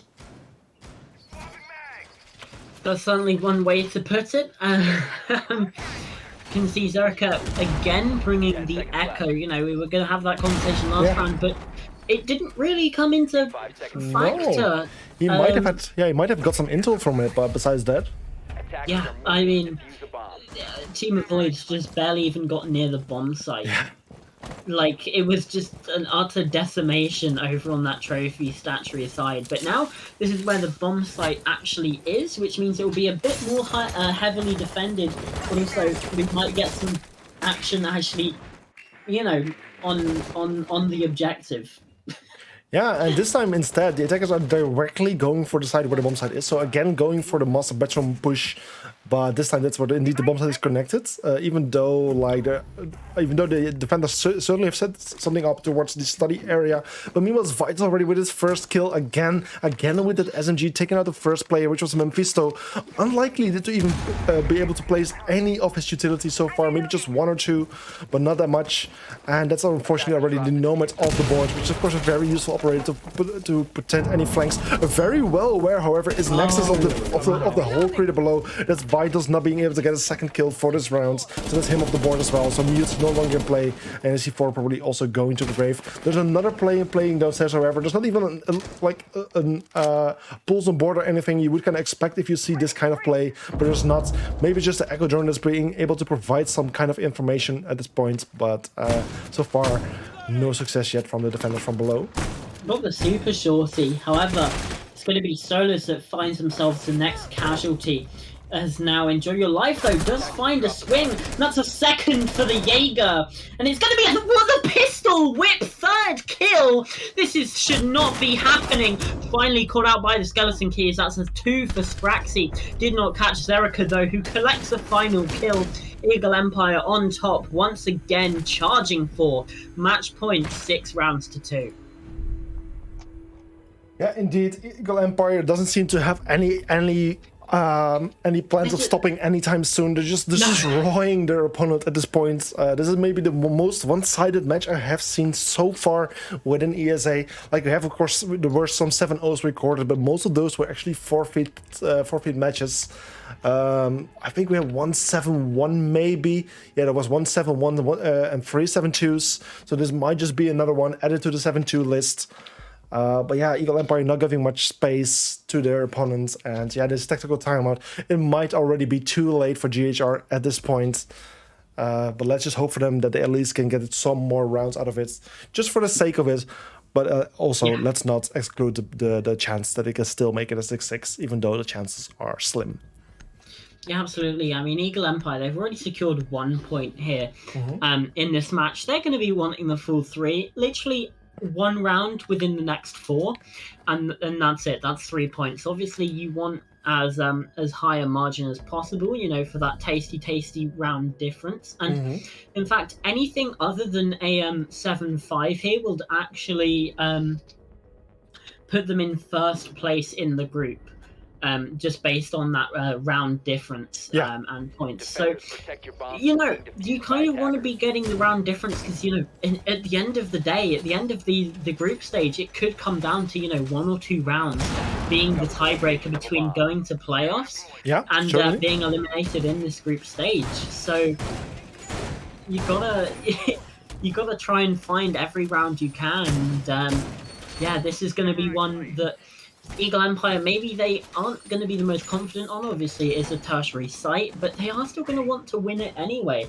You know, that 1 more round mentality we've said is very difficult to get out of once you get into it, and it can be very dangerous as well. But Eagle Empire, I think they look like they're kind of just taking it 1 round at a time and just completely steamrolling on every single one of them. Yeah, indeed. And yeah, it's now the kitchen dining bomb side. The first time we're seeing it from the side of Eagle Empire. Of course, they have attacked it twice, but now it's up to them to defend it. We're seeing even pulse in play, which might not be will be super successful, of course. Of course, for the attacking team, it's very much important to take top for control. But as the attackers are actually rushing from the pantry, both teams getting 1 kill, but Vitals is just waiting there, getting 2. Zerika with the kill Nexus, Memphis with the kill Vitals, and Enjoy Your Life with the kill Mephisto, and then do the kill Enjoy Your Life, and then the round's already over. Solars with the final kill, the first players already leaving the match, and things are just over. GHR was getting impatient for having this match to end. They just wanted to end it as quickly as possible, and they did. Unfortunately, the rush, of course, was meant to work, but it didn't. And yeah, that's the end of the match. 7-2 score for Eagle Empire. And it just ended a little bit sooner than expected. I mean, Vitals absolutely huge in that final round as well. You know, shotgun up close, just completely like a hot knife through butter, demolishing Team Avoid there in those final moments. But I mean, what a game from Eagle Empire. What a game from Zerika in particular. You know, what was it, 13, 14 kills, I think, at the end? It was something like that, yeah. I mean, just ridiculous, right? Especially for a 9-round game like that. It's what can you say? What can you say? I mean, GHR certainly has something to work on. Maybe they just didn't have their day. That's completely possible. And it's only the first out of 7 matches to be played. So they still have a lot of other opportunities. But yeah, losing like this is not great, of course. Maybe Eagle Empire also, they seem to perform really, really well. They seem to be a really good team. So it's certainly a team I'm going to be looking out for in the future, for future matches. But yeah, it's really up to the upcoming weeks that will decide the things, of course. Maybe just these two teams are ultimate rivals of each other. I bet you're happy though, Benelux on top, and Yeah, of course, of course. in Group C. Like Benelux, of course. That's where I'm from. I'm from the Netherlands. All of these places are either Dutch or Belgian, and yeah, of course, in season 2 and 3, we had Benelux VIP absolutely dominating ESA. Like they were performing so well, and they won both of those 2 seasons. Where also in season 1, I believe there was Redemption Gaming performing pretty well as well. I think they got second in the end or something. So yeah, after Benelux VIP left in season 4, like they were in season 4, they qualified but dropped out after the first week. We didn't see much of Benelux anymore, but yeah, Benelux is back, baby. And I'm happy to see that. Of course, yeah, of course. I'm not picking sides, but of course, it's always like this inner feeling that is always making me happy. But in the end, I just want good matches. I want fair matches, fair plays, and just interesting gameplay on my screen. That's what I'm looking for. And yeah, I'm very happy to see the good matches like today. Yeah, it was certainly a very action-packed day. Even that final game still. Yeah. I mean, it got the adrenaline pumping, that's for sure. We've a quick recap then of the day. We had a 7-5 victories, Penta Sports against Vivid United, previously Team Kodak by SP Esports. Yeah. Our second game, the very first overtime, that was an 8-6 victory of Team Royal against Quintex Esports. Yeah. And then finishing things off, we had our game 3, not on Chalet like the previous 2, but on Villa, Eagle Empire, a decisive 7-2 victory versus GHR, yeah, Team of versus Voids. GHR, Team of Voids, the German side. And yeah, what a day. What a day, yeah, what a day. And it's just promising for everything to come. And yeah, talking about what's to come, of course, next week we're starting with week 2, of course. And there's actually some matches coming up tomorrow, which will be 3 matches tomorrow scheduled, which also will be casted by you and me. If I'm saying that correctly, yeah, should be by you and me. Which is actually the first match tomorrow will be Evo 5 versus One Punch. After which we'll go to Revolut versus TZA, Team Zan. It's a long name, that one. Team Izanami. And then, of course, the final match for the day will be Maniac Suiciders versus Yacht, which we already also... most of these teams we have seen before. Some just played off stream, but most of the teams we've already seen so far. So we have an idea of what we can expect some of those teams. But yeah, so interesting matches coming up tomorrow. In the next few days, we'll also communicate what you can expect of next week, which matches when. But of course, also on Wikipedia, you can already find lots of information right there. So yeah, hope to see you guys tomorrow. Make sure to check Wikipedia for lots of interesting statistics on the matches so far. And I don't know if you have anything left to say, Uncooked?